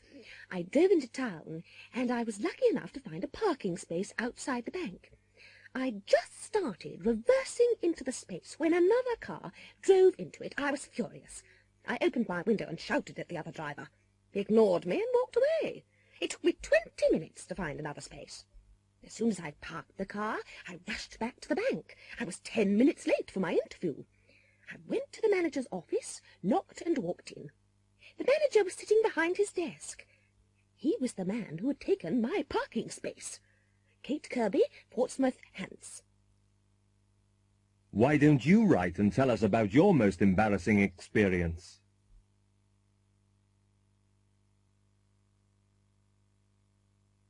A ghost story. Edgar and Catherine are staying in a cottage in the New Forest. It belongs to Edgar's uncle, and they've borrowed it for the weekend. It's Friday night. They arrived an hour or two ago, and they're sitting in front of a log fire. Oh, Edgar, this house is fantastic. I love old houses. There's a ghost here, you know. Edgar, don't be silly. You're trying to frighten me. Not at all. I've been coming here for years. We used to stay here when I was a child. I saw the ghost myself once. Edgar, this isn't funny. It's late at night. Anyway, I don't believe in ghosts. Don't you? I do. Where did you see the ghost? Upstairs, in the bedroom. Ha ha. Did it have a white sheet over its head? No, no. It was quite an ordinary ghost, really. He was wearing Victorian clothes. He? Who? The ghost, of course. I'll tell you about it. I'd been walking in the forest all day, and I was really tired, so I went to bed early. Had you had anything to drink? No, no. Well, go on. What happened? I'd been in bed for 2 or 3 hours. How do you know that it was a few hours? There's an old grandfather clock in the bedroom. You'll see it when we go upstairs. Anyway, the man was standing beside it. What man? The ghost, of course. What did you do? Nothing. What did he say? Nothing. He just stared at me. How did he get into the room? Had you locked the door? Yes, I had, and the window. It was a cold, foggy night. Was there a fireplace? Yes, but it was too small for a man to get down. Anyway, there'd been a fire. What did you do? I sat up and stared back at him. I was too shocked to move. What happened? What happened? Well, I don't know how long we'd been staring at each other, when suddenly I panicked and shouted. And he disappeared. I don't believe it. I didn't believe it myself at the time, but when I told some people in the village, they believed me. Some of them had seen the ghost themselves. They could even describe him. If you ask them, they'll tell you. Edgar, put some more wood on the fire. I'm going to sleep downstairs tonight.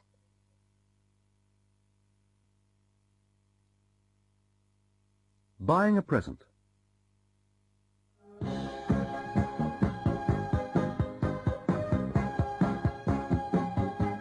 Have you got Disco King, please? Who's it by? Soul Sensation. It's their latest single. It's just entered the charts. It's number 9 this week. Hold on, I'll just look. Here you are. Oh, thanks. And have you got the new LP by the Rats? What? Teenage Revolution? Oh, yes, we've got that. It's a fantastic album, you'll love it. Oh, it's not for me. It's for my grandmother. It's a birthday present. I'm trying to find a Christmas present for my wife. Yes, sir. What exactly are you looking for? I'm not sure, really. Perhaps you can help me. Right. I'll show you some bracelets. No, I bought a bracelet for our wedding anniversary. Maybe a ring, then. These rings are made of gold. Yes. I like that one. What's the stone? It's a diamond, sir. And it's only £2,000. Ah. Well, perhaps you could show me some earrings, then. Good morning. Perhaps you can advise me. Yes, madam. I'm looking for a toy for my nephew. Oh, yes. How old is he? He'll be 9 years old on Saturday.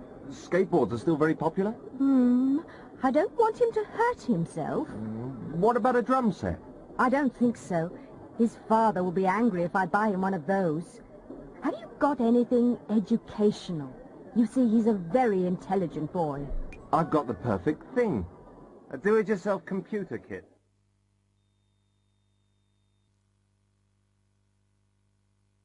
Made in England. I like your radio. Is it new? Yes, I bought it last week. It's a Bisonic. Bisonic? I've never heard of it. Where was it made? I'm not sure. I think it was made in Japan. I'll have a look. No, I'm wrong. It was made in England.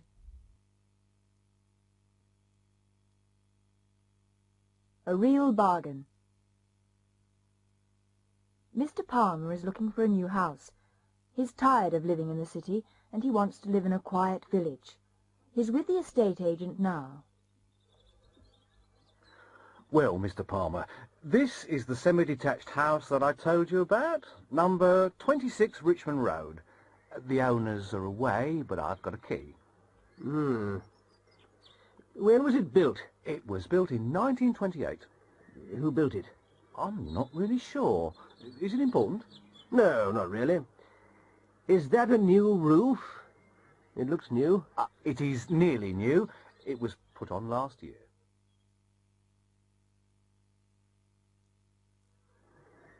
You can see that it's in very good condition. The previous owner was a builder. It's quite an old house. I'm worried about the electrical wiring. Has it been rewired? Yes, it has. Oh. When was it done? 5 years ago. Also, it's been redecorated. Central heating has been put in, and a new garage has been built. Oh, when was that done? Last year, I think.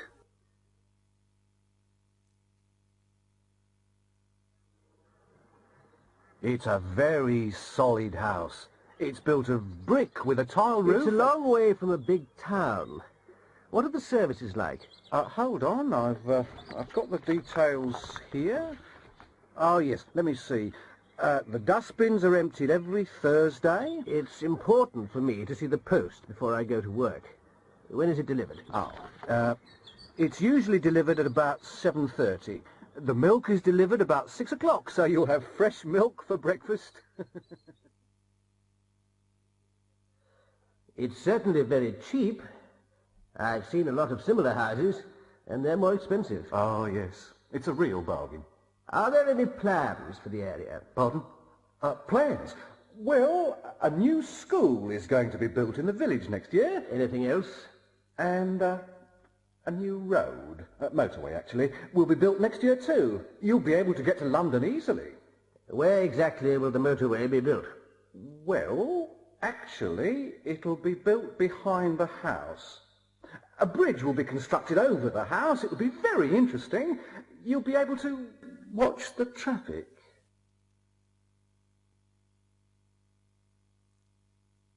The 8 o'clock news.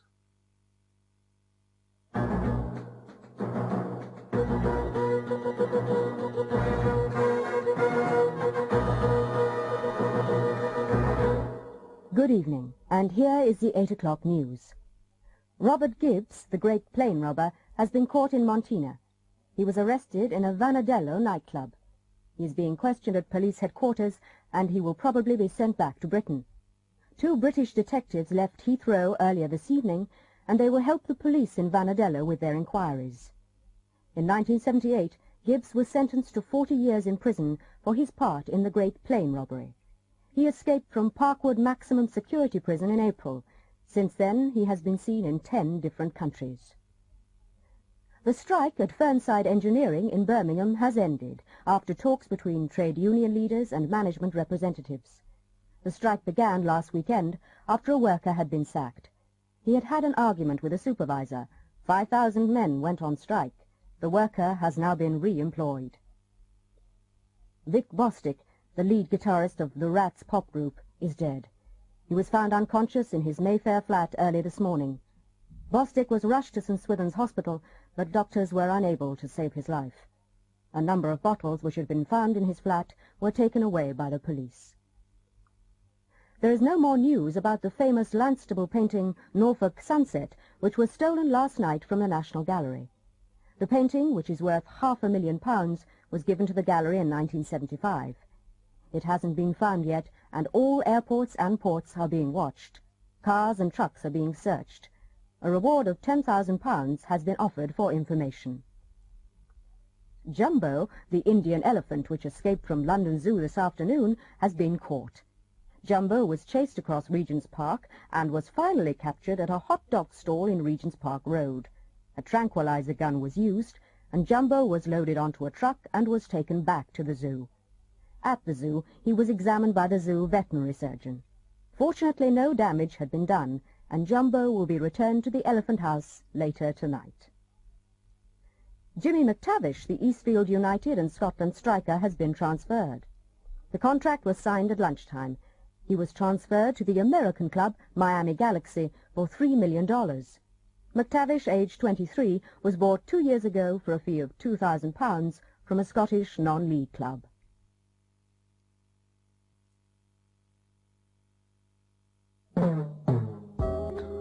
Elvis Presley, story of a superstar. When Elvis Presley died on the 16th of August 1977, radio and television programs all over the world were interrupted to give the news of his death. President Carter was asked to declare a day of national mourning. Carter said, "Elvis Presley changed the face of American popular culture. He was unique and irreplaceable." 80,000 people attended his funeral. The streets were jammed with cars, and Elvis Presley films were shown on television, and his records were played on the radio all day. In the year after his death, 100 million Presley LPs were sold. Elvis Presley was born on January the 8th, 1935, in Tupelo, Mississippi. His twin brother, Jesse Garon, died at birth. His parents were very poor, and Elvis never had music lessons. but he was surrounded by music from an early age. His parents were very religious, and Elvis regularly sang at church services. In 1948, when he was 13, his family moved to Memphis, Tennessee. He left school in 1953 and got a job as a truck driver. In the summer of 1953, Elvis paid $4 and recorded 2 songs for his mother's birthday at Sam Phillips' Sun Record Studio. Sam Phillips heard Elvis and asked him to record That's All Right in July 1954. 20,000 copies were sold, mainly in and around Memphis. He made 5 more records for Sun, and in July 1955 he met Colonel Tom Parker, who became his manager in November. Parker sold Elvis's contract to RCA Records. Sun Records got $35,000, and Elvis got $5,000. With the money, he bought a pink Cadillac for his mother. On January the 10th, 1956, Elvis recorded Heartbreak Hotel, and 1 million copies were sold. In the next 14 months, he made another 14 records, and they were all big hits. In 1956, he also made his first film in Hollywood. In March 1958, Elvis had to join the army. He wanted to be an ordinary soldier. When his hair was cut, thousands of women cried. He spent the next 2 years in Germany, where he met Priscilla Bewley, who became his wife 8 years later on May the 1st, 1967. In 1960, he left the army and went to Hollywood, where he made several films during the next few years. By 1968, many people had become tired of Elvis. He hadn't performed live since 1960, but he recorded a new LP, From Elvis in Memphis, and appeared in a special television program. He became popular again and went to Las Vegas, where he was paid $750,000 for 4 weeks. In 1972, his wife left him, and they were divorced in October 1973. He died from a heart attack. He'd been working too hard and eating and drinking too much for several years. He left all his money to his only daughter, Lisa Marie Presley. She became one of the richest people in the world when she was only 9 years old.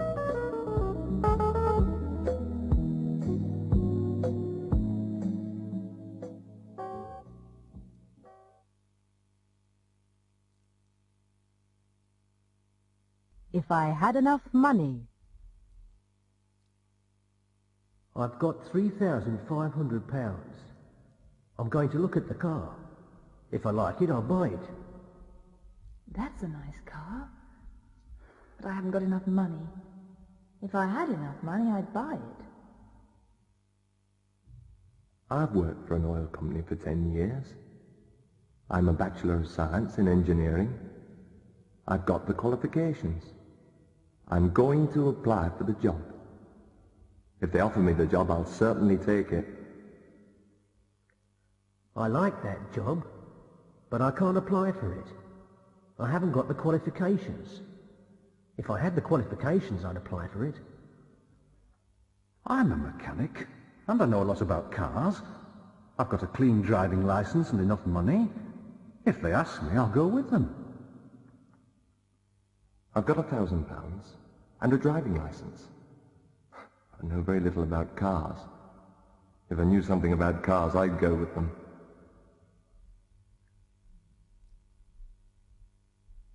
I can speak French and German. I'll apply for the job. If I get it, I'll have to move to Switzerland. I can speak French, but I can't speak German. If I could speak German, I would apply for the job. I'm 19 and I'm interested in the job. I'll get more information if I phone them, and if the salary's good, I'll apply.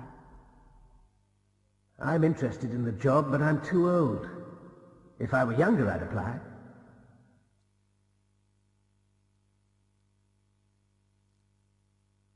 In a restaurant. Good evening, sir. Madam, shall I take your coats? Thank you. Where shall we sit, Barbara? Oh, would you like to sit over here, sir, near the window? Ah, yes. Could we see the menu? Certainly. Here it is. Do you fancy a starter? I think I'll have the prawn cocktail. I'm very fond of prawns. What about you? I'm not sure. I can't decide. Oh, I'd have the trout if I were you. You always say that you like trout, and you haven't had it for a long time. Are you ready to order yet, sir? Yes. A prawn cocktail for my wife and the trout for me. And the main course, sir? Veal for my wife. I can't decide between the veal and the chicken. What do you recommend? Oh, if I were you, I'd have the veal. It's the speciality of the house. What would you like with the veal? 2 mixed salads, please. Any vegetables, sir? Yes, some cauliflower, some courgette, and some boiled potatoes, please. Anything to follow? Can we order that later? Oh, of course, sir. Would you like to see the wine list? Yes. We'd like a bottle of dry white wine. May I suggest something? Of course. Why don't you try a bottle of English wine? English wine? Yes, it isn't very well known, but it's being produced in the south of England, pal. You'll be surprised. It's very good.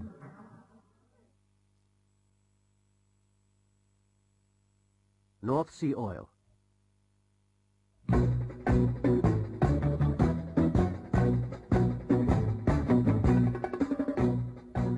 Good evening. This is London Radio. Welcome to Man in the Street.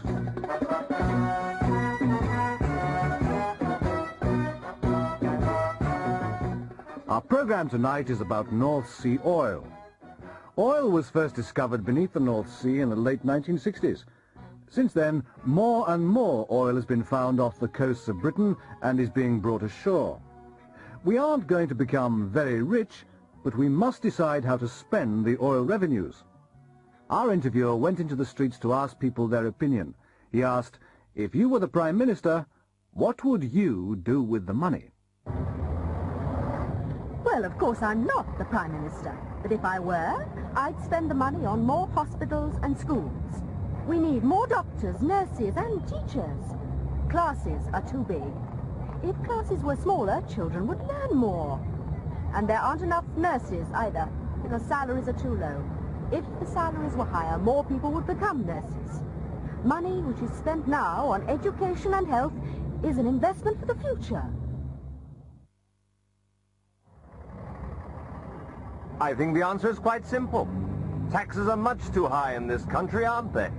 I would reduce them. If we reduced taxes, people would have more money. If they had more money, they'd spend more.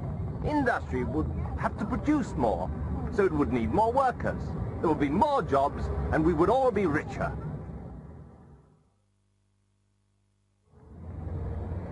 I'm very worried about inflation. I'd try to control prices. If I were the Prime Minister, I'd reduce the price of gas, coal and electricity.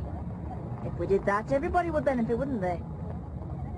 Food is much too expensive.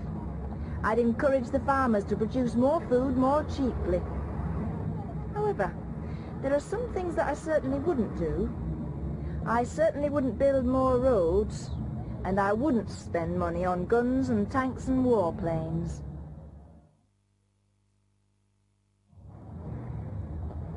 There's too much crime and violence nowadays. There aren't enough policemen on the streets. I'd increase the size of the police force, and I'd increase their salaries. If we had more policemen, we'd all feel safer. I'd also increase old age pensions. I've worked hard all my life, and I should have a reasonable standard of living.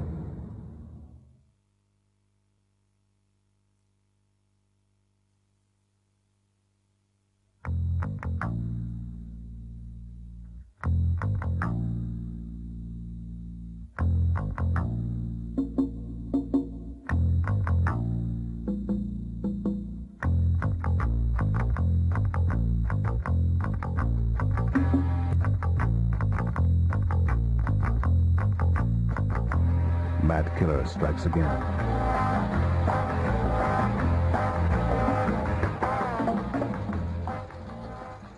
Los Angeles Daily Echo. Tuesday, April 12th. Mad killer strikes again. Central Los Angeles was rocked by another car bomb explosion last night. Dr. Martin was killed when he started his car outside the General Hospital. 5 doctors have been killed this year by car bombs. Nobody knows why they were killed or who killed them. A warning letter was sent to the Daily Echo 2 days ago. Detective Leo Lasky has been put in charge of the investigation. Thanks for phoning me. Well, it's important.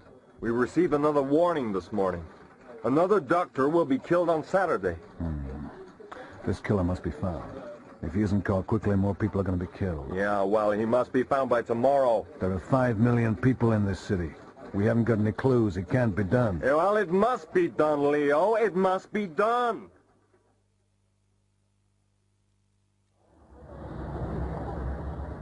Places that have explosives must be checked, and quickly. It's being done, Leo. I gave instructions this morning. I want you to help me, Doctor. Help you? Of course I'll help you. I may be killed next. Well, Lasky, you've had a warning. You should catch the madman this time. We had a warning last time, Doc, but he couldn't be found in time. This killer hates doctors. Why? Well, maybe a relative or friend died at the hospital. Can I see your records from 4 months ago? The murder started then.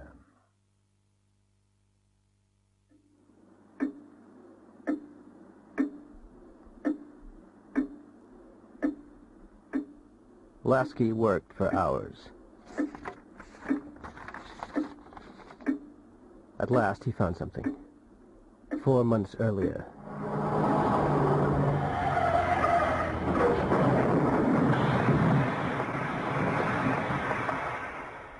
There had been a car crash. A man and his wife were taken to the hospital. The wife died in the operating theater. The husband threatened revenge. He blamed the doctors. Detectives went to the man's house, but he had moved away. His photograph was shown on television. At 2 o'clock on Saturday afternoon,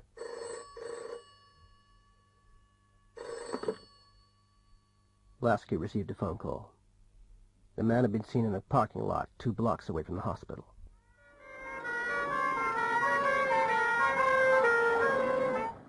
Police cars raced to the scene. When the police arrived, they saw the man. He was lying underneath a car. He jumped up and started to run, but there were police everywhere. He jumped into the car.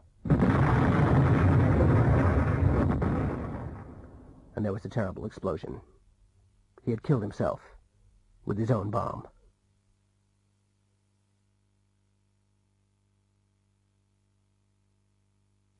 Four reports. Laura Bruce is a trainee reporter for the London Evening Echo. Last week, several famous people arrived at London Airport. Laura was sent to interview them. Nobody told her very much. I'm very busy. I've got a lot of appointments. I can't say very much. I love England. I've been here many times before. I enjoyed my visit in January. I'll only be in England for 12 hours. I'm going to meet the Prime Minister. I have no other comments. Dr. Sawanso visited England yesterday. He arrived at London Airport at 10 a.m. and we asked him to comment on the international situation. He just made a brief statement. He said he was very busy and that he'd got a lot of appointments. He said he couldn't say very much, but he said he loved England. He said that he had been here many times and that he had enjoyed his visit in January. He said he would be in England for only 12 hours and that he was going to meet the Prime Minister. He said he had no other comments. I like newspaper reporters, but I haven't got time to say much. Just that I'm the greatest. I've always been the greatest, and I always will be the greatest. I can beat anybody in the world. I've beaten Leo Fink before. I knocked him out in Miami, and I'm going to knock him out in San Paulo. I'll be the champion forever. Excuse me. Brutus Cray stopped at London Airport on his way from Frankfurt to Sao Paulo. I managed to see him in the VIP lounge. Brutus was in a hurry. He said he liked newspaper reporters, but that he hadn't got time to say much. He said he was the greatest, he had always been the greatest, and he always would be the greatest. He said he could beat anybody in the world. He also said he had beaten Leo Fink before. He said he had knocked Fink out in Miami and that he was going to knock him out in Sao Paulo. He also said he would be the champion forever. Examination day. Hey, Maria! Have you finished your exam? Yes, I have. Was it difficult? Well, it was quite hard. Did you pass? I don't know. She didn't tell me. What questions did she ask? First, she asked me what my name was. Oh, that was easy, wasn't it? Then she asked me where I came from and how long I'd been studying at the school. And what else did she ask? She asked when I had begun studying English, and she asked how I would use English in the future. Go on, go on. Then she asked me if I liked the school and if I lived with my parents. Anything else? Oh, Victor, I'm trying to remember. Oh, yes. She asked if I spoke any other languages. Is that all? Oh, there were a lot of other questions. She asked me what my hobbies were, and she asked me to tell her about them. Then she gave me a picture and asked me to describe it. Oh, and then I was asked to read a passage. What did she say at the end? She asked me to tell you to go in, immediately. But you said... Good afternoon. Good afternoon, madam. I'm interested in the holiday in St. Cuthbert. Ah, yes, the Caribbean. I can recommend it highly. Can you tell me a little bit more about it? Of course, madam. It's an excellent package holiday. You'll travel on a scheduled flight. You'll be met at the airport and taken to your hotel. You won't have to pay airport taxes. They're included in the price. The hotel is very near the beach, and it's got a swimming pool and a discotheque. It's a very modern hotel. It was built last year. The restaurant's superb, and drinks are very cheap in St. Cuthbert. Oh, and you can walk to the sea in 2 minutes. Sounds good. I'd like to make a reservation. One moment, madam, and I'll get you a booking form. Marion paid a deposit and booked the holiday. 2 months later she was in St. Cuthbert. But she was disappointed. When she returned to England, she went to see the travel agent. Ah, it's Miss Ward. Did you have a good holiday? No, I certainly did not have a good holiday. Oh, I'm very sorry to hear that. What was wrong? Well, when I arrived in St. Cuthbert, I had to spend 4 hours at the airport. You said that we would be met, and we weren't. You also said that we would be taken to the hotel. We weren't, and the taxi cost about £12. You told me that airport taxis were included. In fact, I had to pay £10. Oh, dear. You had a very bad start. But the hotel was nice, wasn't it? No, it was not. You said it was very modern. You were quite right. They hadn't finished building it. We couldn't sleep because the workmen were working all night. On our balcony. You said it had got a swimming pool. It had, but it was empty. And the restaurant. The restaurant served fish every night. Oh, dear. You said that the hotel was near the beach and that we could walk to the sea in 2 minutes. Couldn't you? Oh, yes, we could. But there was an oil refinery between the hotel and the beach, and it took half an hour to walk round it. Oh, I'm really terribly sorry. We really didn't know. I'm afraid we're unable to give you a refund, but we can give you a 10% discount on next year's holiday. Next year? Next year I'm staying in England. Having things done.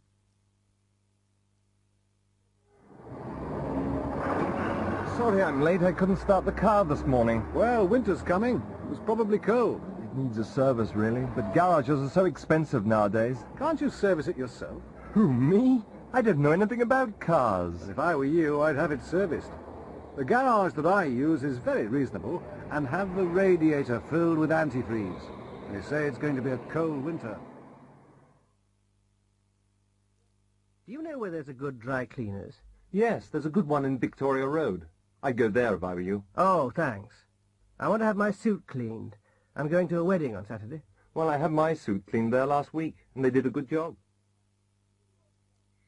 Excuse me, do you do alterations? Yes, we do. What kind of alteration do you want? I'd like to have this skirt lengthened. It's too short for me. That's fine. It'll take about a fortnight. And at the same time, I want to have this dress shortened. It's a bit too long. Good. Would you mind just putting the skirt on first? There's a changing room over there. Hello.